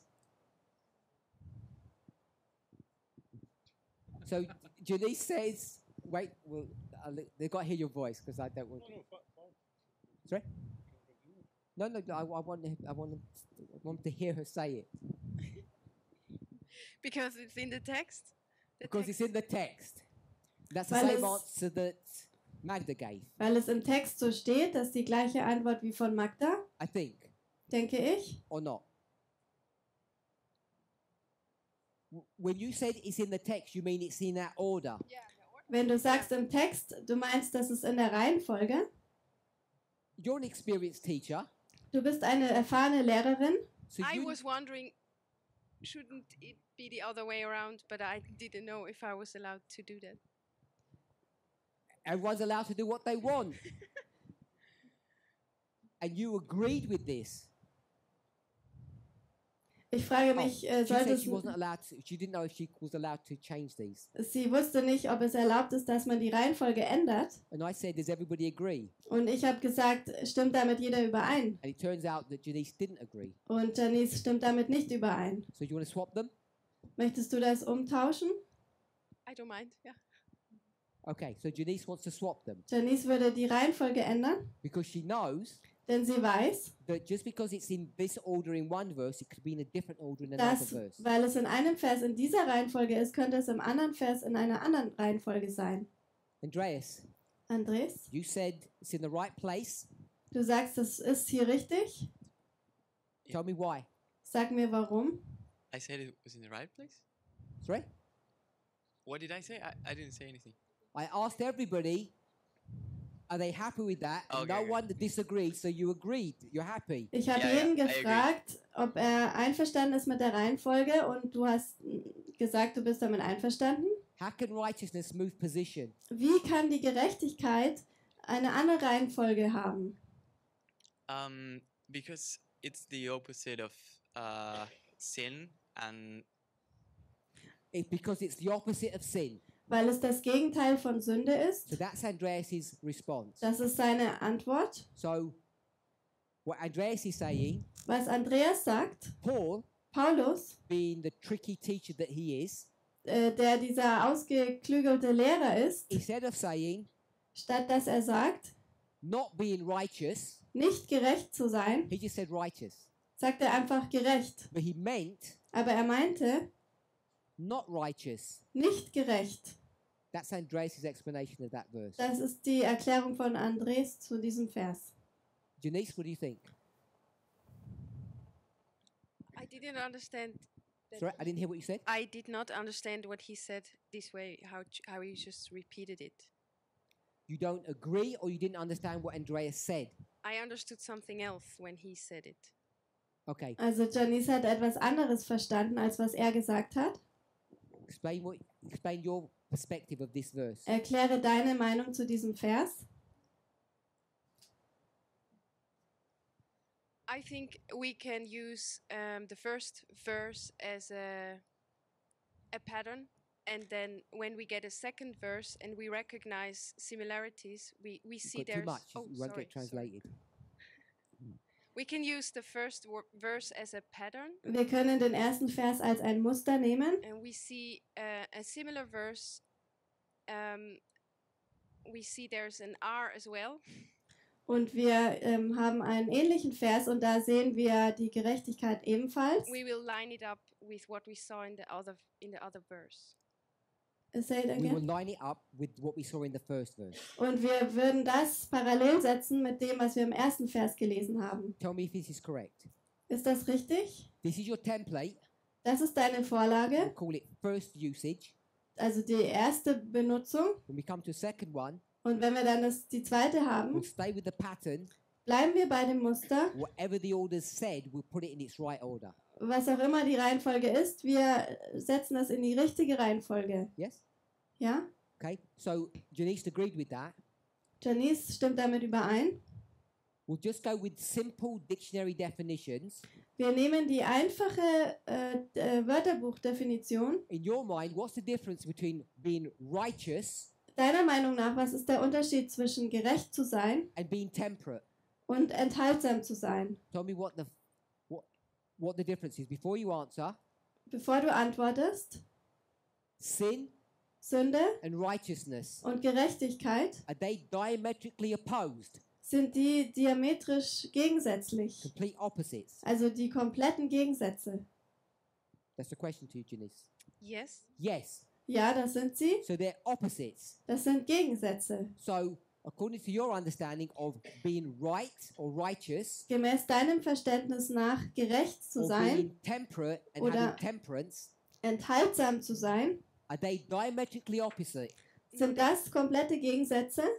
They don't seem to be opposites. No.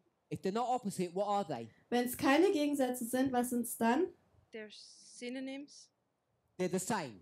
Das Gleiche. So if I swap this, Wenn ich das beides umdrehen würde, like you suggested, wie du vorgeschlagen hast, you're in the same mess da würdest du im gleichen Schlamassel you sein, started with. mit dem du auch angefangen You've hast. said temperance is here, Du hast gesagt, die Enthaltsamkeit ist dort and temperance is the opposite of sin. und die Enthaltsamkeit ist das Gegenteil der Sünde. So if you wanted to do what you said, Wenn du also tun wolltest, was du gesagt hast, you'd have to say, not temperate, dann müsstest du sagen, nicht enthaltsam. be righteous. sei gerecht. Okay with that? Stimmst du damit überein? Ja. So whoever's correct Wer auch immer recht hat about the position, über diese Position, you both have to do the same thing. You have to add some context. ihr müsst beide das Gleiche tun, nämlich das in den Kontext bringen. Okay with that? Okay? That's fine. So either way, Wie auch immer, it says you're not temperate.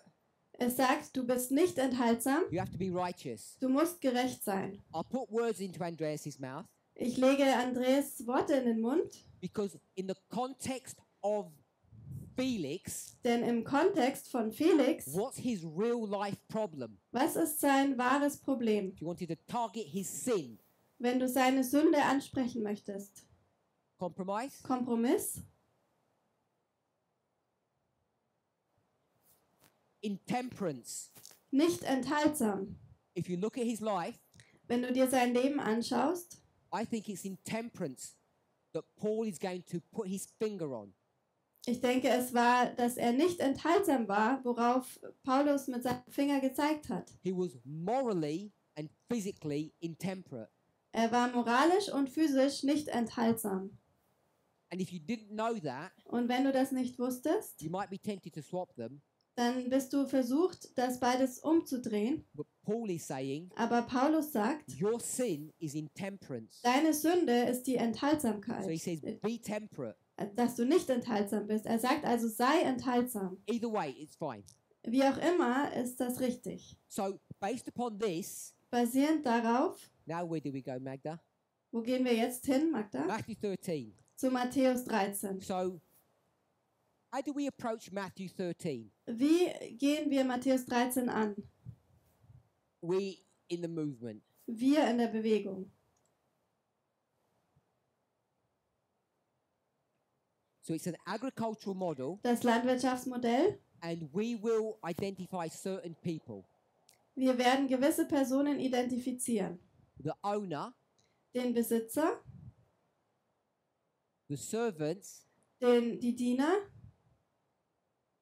the reapers, die Ernter, die Schnitter and the plants. und die Pflanzen.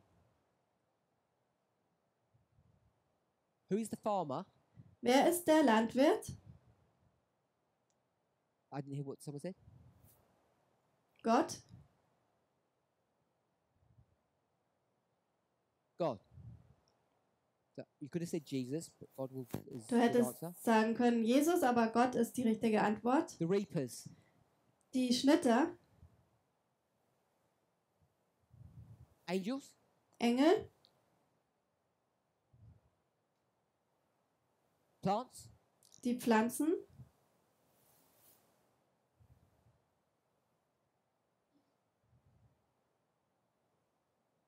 Menschen, in Klammern wir, the servants, die Diener, humans, Menschen,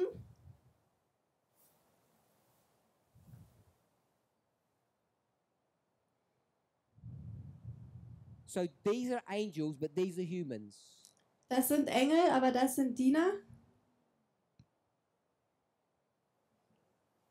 I want your perspective. I want people's perspective of how they understand this. Ich möchte wissen, wie ihr das seht. So people have said humans. Die Leute sagen die Menschen. I obviously don't like your answer because I'm not putting it down. Offensichtlich mag ich eure Antworten nicht, weil ich sie nicht aufschreibe. Guys, we're running out of time. I'm just going to put angels. Also es sind die Engel. So based upon that, Darauf basierend, that most of you disagree with, die meisten stimmen damit nicht überein. which you shouldn't do. Das solltet ihr nicht. What does that teach us? Was lehrt uns das?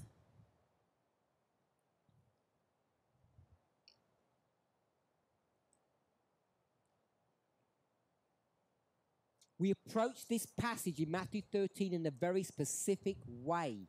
Wir nähern uns diesem Abschnitt in Matthäus 13 sehr bestimmt. And I'm doing this because we seem to be confused about something with respect to the angels and their placement. Und ich mache das, weil wir verwirrt sind in Bezug auf die Engel und wo wir sie platzieren. And I think this passage, if you could pass the microphone to Magda, I think this passage, back when it was done, clarified a point that I think people either didn't see then with clarity or have forgotten now after 7 years. Und ich denke, dieser Punkt hat klargestellt, wo wir das platzieren.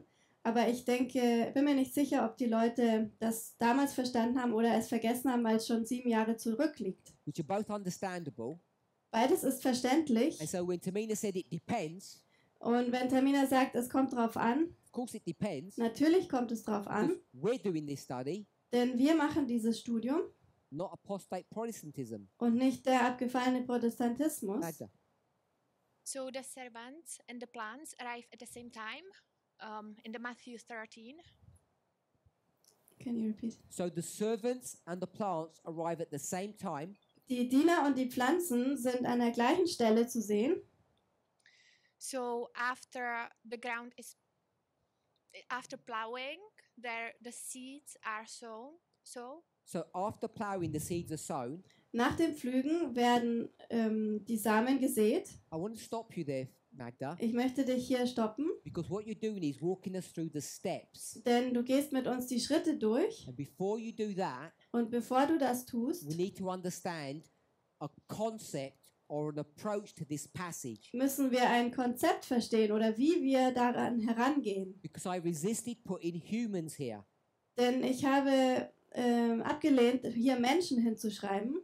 And it's that discrepancy in your minds and mine. Und diese Diskrepanz in deinen Gedanken und in meinen that has brought some discord between us. Hat hier Unstimmigkeiten zwischen uns hineingebracht. So I want us to understand what this is teaching us. Ich möchte, dass wir verstehen, was uns das lehren soll. Okay, so if we're not sure, wenn wir uns nicht sicher sind, remember, erinnert euch, these two. Diese zwei. Who are these two? Wer sind diese zwei? Don't say Jesus and Satan. Sag nicht Jesus und Satan. Who are they? Wer sind sie? Not the church. Nicht die Gemeinde. Sorry, who said what? They're human beings. Es sind Menschen. So we'll go with their humans. Also sie sind Menschen. Do we see humans anywhere? Siehst du hier Menschen? Here. Hier. So these two, diese zwei humans, Menschen, are represented by this group. Werden repräsentiert von dieser Gruppe. If we're okay with that. Wenn wir damit übereinstimmen. So these plants. Diese Pflanzen. How many plants are there? Wie viele gibt es? Two types of plants. Zwei verschiedene Arten. The wheat and the tares. Weizen und Unkraut. Christ and Satan. Christus und Satan. Repeating patterns. Wiederholende Muster. So, how do you become righteous? Wie wird man gerecht?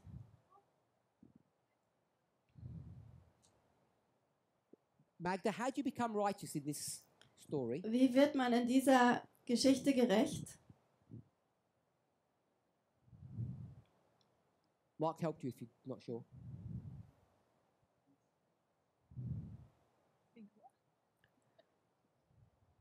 Go ahead, Magda.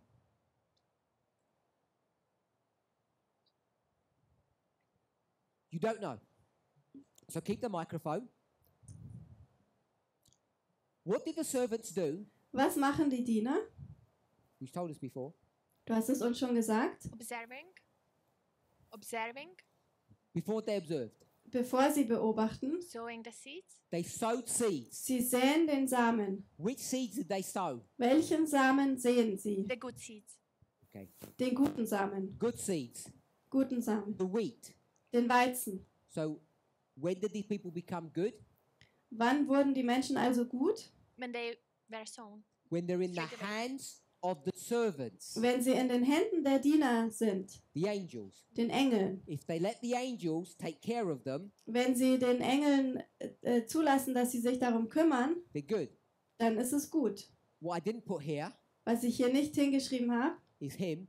ist ihn. At night time, an enemy came Zur Nachtzeit kommt ein Feind and plowed and planted different seeds. und hat anderen Samen gepflanzt. The source is different. Die Quelle ist anders. So, what this study taught us Was dieses Studium uns gelehrt hat, is that humans ist, dass die Menschen become righteous gerecht werden, not just by the rain, nicht nur durch den Regen, but when they're in the hands or under the stewardship or control of the angels. aber wenn sie in den Händen oder unter der Kontrolle der Engel sind. So righteousness, Also Gerechtigkeit, which is the definition of being the right plant, was die Definition dafür ist, die richtige Pflanze zu sein, is a human experience. ist eine menschliche Erfahrung. So we took that model, Wir haben dieses Modell genommen and you could say it's right or wrong, und wir können sagen, es ist richtig oder falsch, which you're more than you're more than allowed to do. Ihr dürft das tun. We said Wir haben gesagt, that the plants dass die Pflanzen are what? sind was? Righteous Gerechtigkeit, humans. Menschen. We're not talking about the tares. We're not speaking of the tares. Wir sprechen nicht über das Unkraut. And the servants Und die Diener work on these plants and look after them. arbeiten mit diesen Pflanzen und schauen nach ihnen. So there's some plowing that's done. Hier wird gepflügt. Doesn't tell you who did them. Es erzählt dir aber nicht, wer das gemacht hat. This waymark is what, Magda? Was ist diese Wegmarke? No, Nine. in Matthew 13. In Matthäus 13. Sowing. This is the sowing. Das ist das Sehen, This waymark, Magda? diese Wegmarke. When the fruit is Right at the end. oh, okay, sorry. Harvesting, reapers. Die Ernte. So now they're ripe Jetzt sind sie reif and it's harvest. und es ist die Ernte. And now you have a different group doing some work on those plants. Und dann gibt es eine andere Gruppe, die mit diesen Pflanzen arbeitet. So these servants Diese Diener begin their work when? beginnen ihre Arbeit wann? Muriel, are you here? Can you pass the mic to Muriel? Muriel, when did the servants begin their work? Wann begannen die Diener ihre Arbeit? Quand les graines ont été semées. The sowing?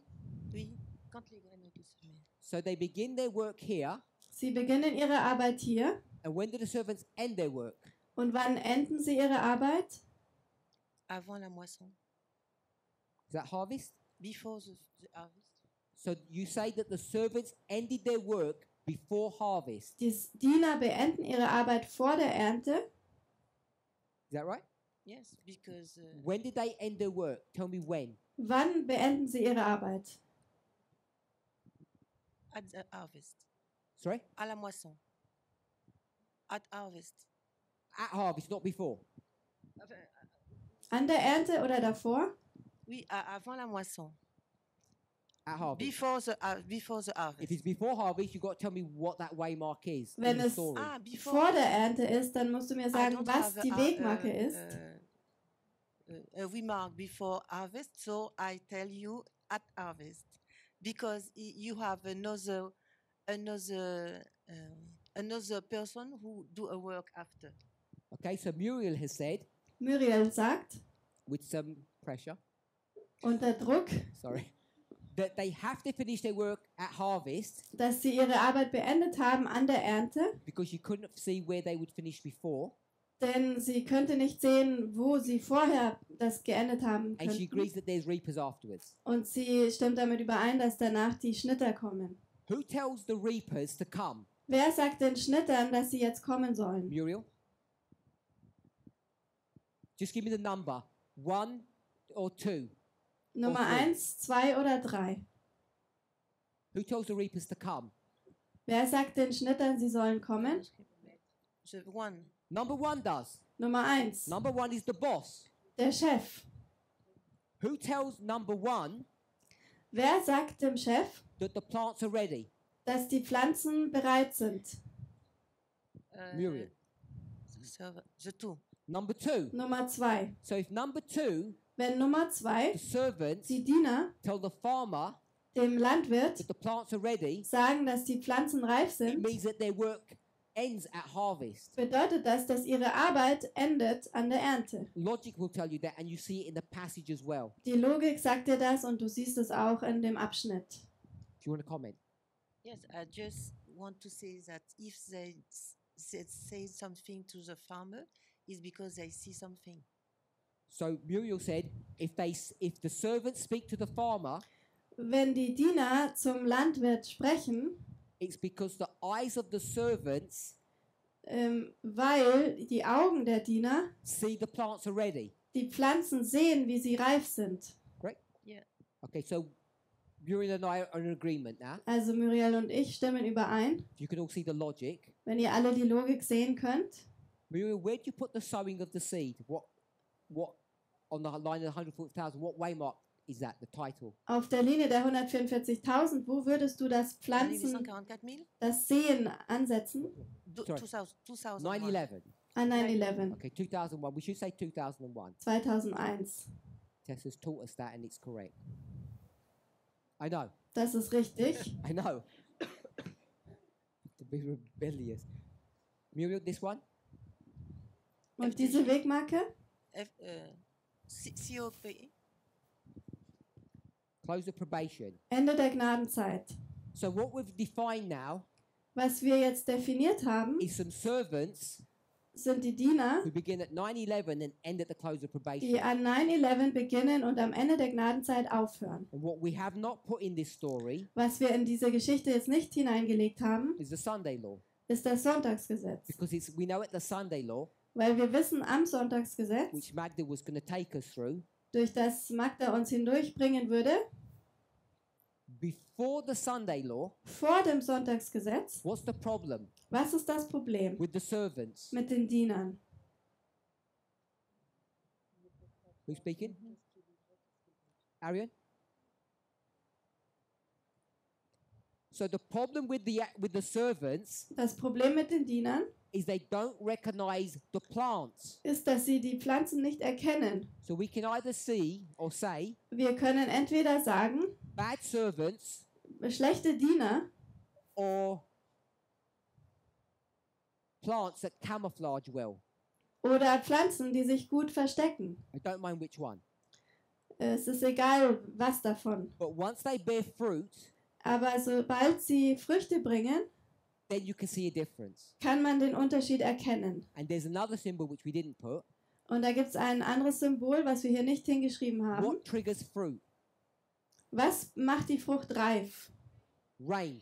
Der Regen. Okay, so now we used Matthew 13 to overlay upon our standard model. Wir haben Matthäus 13 benutzt, um es über unser Standardmodell zu legen. But what this showed us Aber was uns das gezeigt hat, is that these plants are righteous. ist, dass diese Pflanzen gerecht sind. So the second angel Also der zweite Engel or the second message, oder die zweite it's Botschaft, not really an angel, denn es ist nicht wirklich ein Engel, its work seine Arbeit is in this history. findet in dieser Geschichte hier statt. And if the second is connected to the plants, Und wenn der zweite mit den Pflanzen zusammenhängt, taking care of them, der sich um die Pflanzen kümmert, who does that? wer macht das? Who takes care of the plants? Wer kümmert sich um die Pflanzen? Servants. Die Diener. So we had angels in plural, Also Engel in Plural, but those same ones aber die gleichen from day one vom Tag 1 are doing what? machen was? What else are they doing besides taking care of plants? Was machen sie noch, außer dass sie sich um die Pflanzen kümmern? Not reporting. Nicht They're berichten. judging. Who said that? So they're judging the plants. Sie richten die Pflanzen. Who does all the judging? Wer richtet?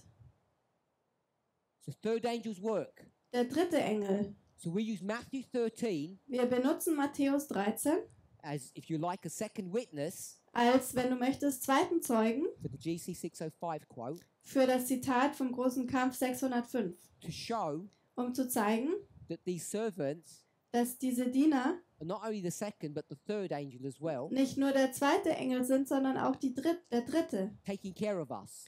die sich um uns kümmern. You have to jump through some other logic Man muss da durch ein paar andere Logiken hindurchspringen, because we were told it depends on the context. denn uns wurde gesagt, es hängt vom Kontext ab. But if you do it this way, Aber wenn du es so tust, you separate them, dann trennst du sie you can begin to see und dann kannst du sehen, the logic that was used welche Logik benutzt wurde, was to show that the third angel arrives at 9/11, nämlich um zu zeigen, dass der dritte Engel an 9/11 ankommt. agreeing with GC 605 Und das stimmt überein mit dem großen Kampf 605. and filling in a missing gap, Und es schließt auch noch eine Lücke, because GC 605 doesn't give you denn der große Kampf 605 gibt euch nicht 2001, 2001. but this model does give that. Aber dieses Modell gibt das.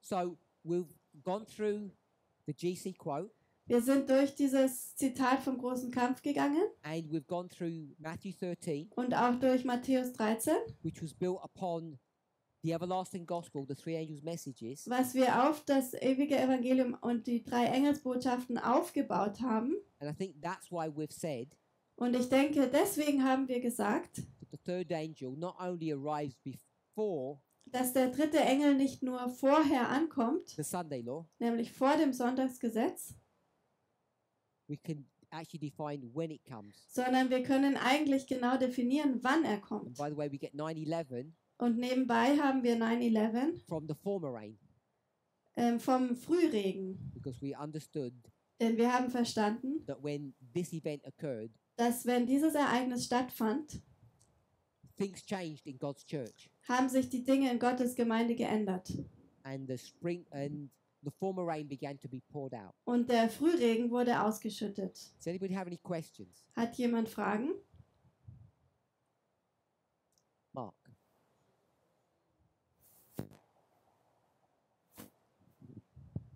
Do the servants also work before the second waymark? So do the servants do the work of plowing as well? Aber die Diener haben auch schon vor dieser Wegmarke gearbeitet, nämlich sie haben beim Pflügen geholfen. Das ist eine Frage. So the question is, who does that work? Wer macht diese Arbeit? For sure, it's going to have to be somebody. Natürlich muss das auch jemand tun. It's unlikely to be the farmer. Es ist wahrscheinlich nicht der Landwirt. So I agree, it's the servants. Also ich stimme mit dir überein, es sind die Diener. But we're not opening the passage up. Aber wir öffnen jetzt diesen Abschnitt nicht. Sorry. Because this was a revision of an existing study. Denn das war eine Wiederholung eines existierenden Studiums. So I'm not explaining this part of it. Ich erkläre diesen Teil jetzt nicht. Your observation is valid. Deine Beobachtung ist aber richtig. And I don't want to throw your statement away by just saying, yeah, that's number one. Und ich möchte nicht einfach sagen, ja, das ist aber Nummer 1. And we don't have time to demonstrate. Und wir haben keine Zeit, das jetzt zu beweisen. But we would be able to. Aber wir wären in der Lage dazu. When we talk about the plowing, wenn wir über das Pflügen sprechen, whether it's a throwaway statement or good methodology, ob es ein schlechtes Statement ist oder eine gute Methode, we said this was plowing the fallow land. Wir haben gesagt, wir pflügen das brache Land. Undoing the work of darkness. Wir machen die Arbeit der Dunkelheit wieder richtig. Because that's what fallow land was. Denn das war dieses brache Land. And that's the Neuland. first angel's message. Und das ist die erste Engelsbotschaft. Now you can say, jetzt könnt ihr sagen, fear God. Fürchte Gott. Which is this preparation das ist diese Vorbereitung, to be righteous. Gerecht zu sein. So yes, it's the servants. Also ja, es sind die Diener. It's a different role. Aber es ist eine andere Rolle. I would argue. So würde ich das argumentieren. We've not discussed who the harvesters are. Und wir haben auch noch nicht diskutiert, wer die Schnitter sind. We've run out of time. Die Zeit ist um. Unless anybody's got a pressing question. Außer jemand hat noch eine dringende Frage. Pressing question?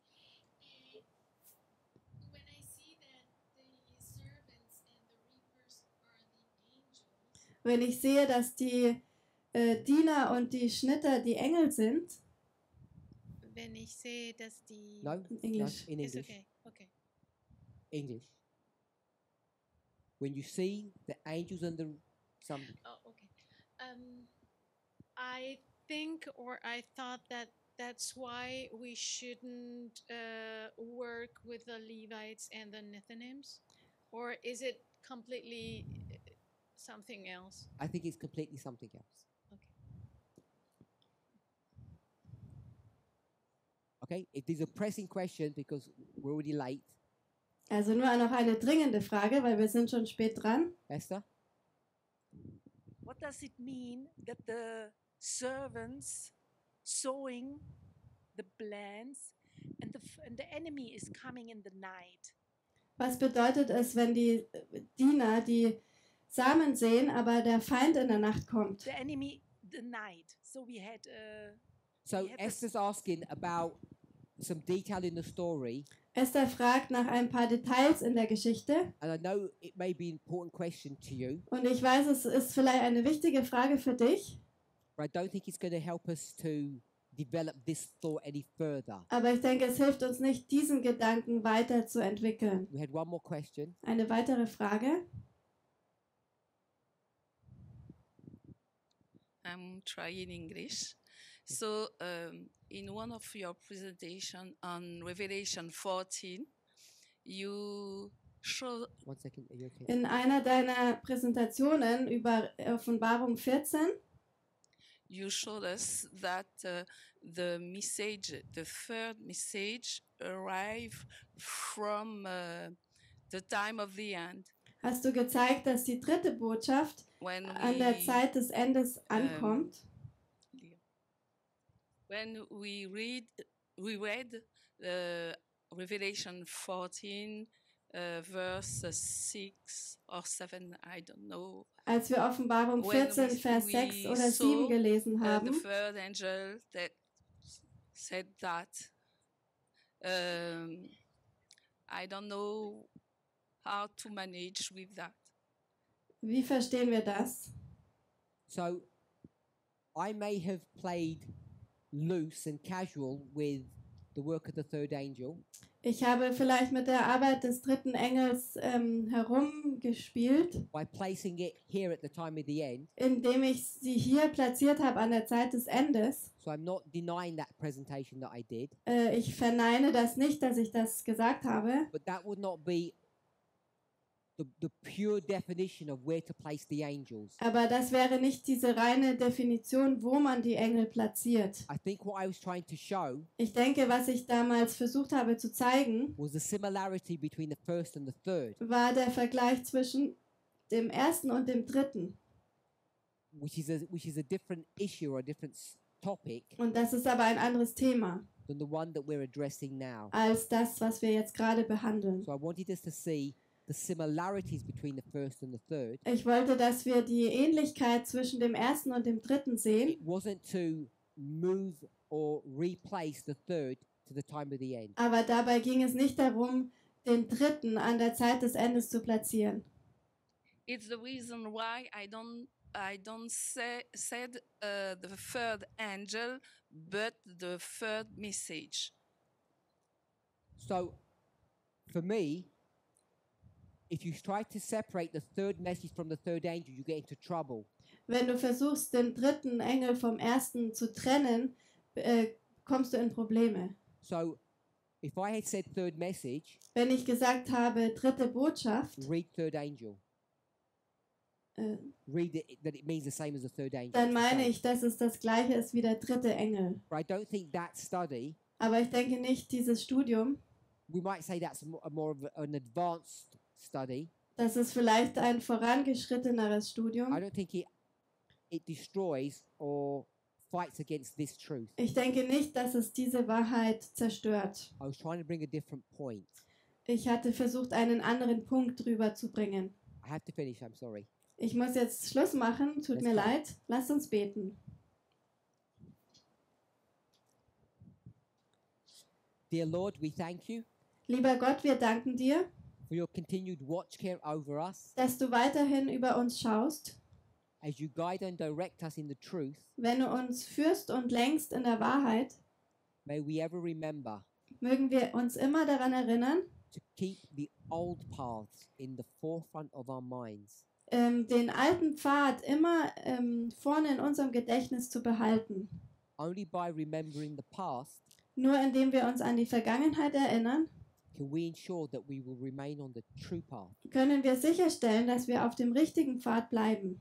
Thank you for this camp meeting. Danke für dieses Camp-Meeting. Thank you for the time we've had here. Danke für die Zeit, die wir hier hatten. We thank you for the work of your servants. Danke für die Arbeit deiner Diener. We thank you most of all Und dir danken wir am allermeisten, for taking care of us. dass du dich um uns kümmerst. Amen. Amen.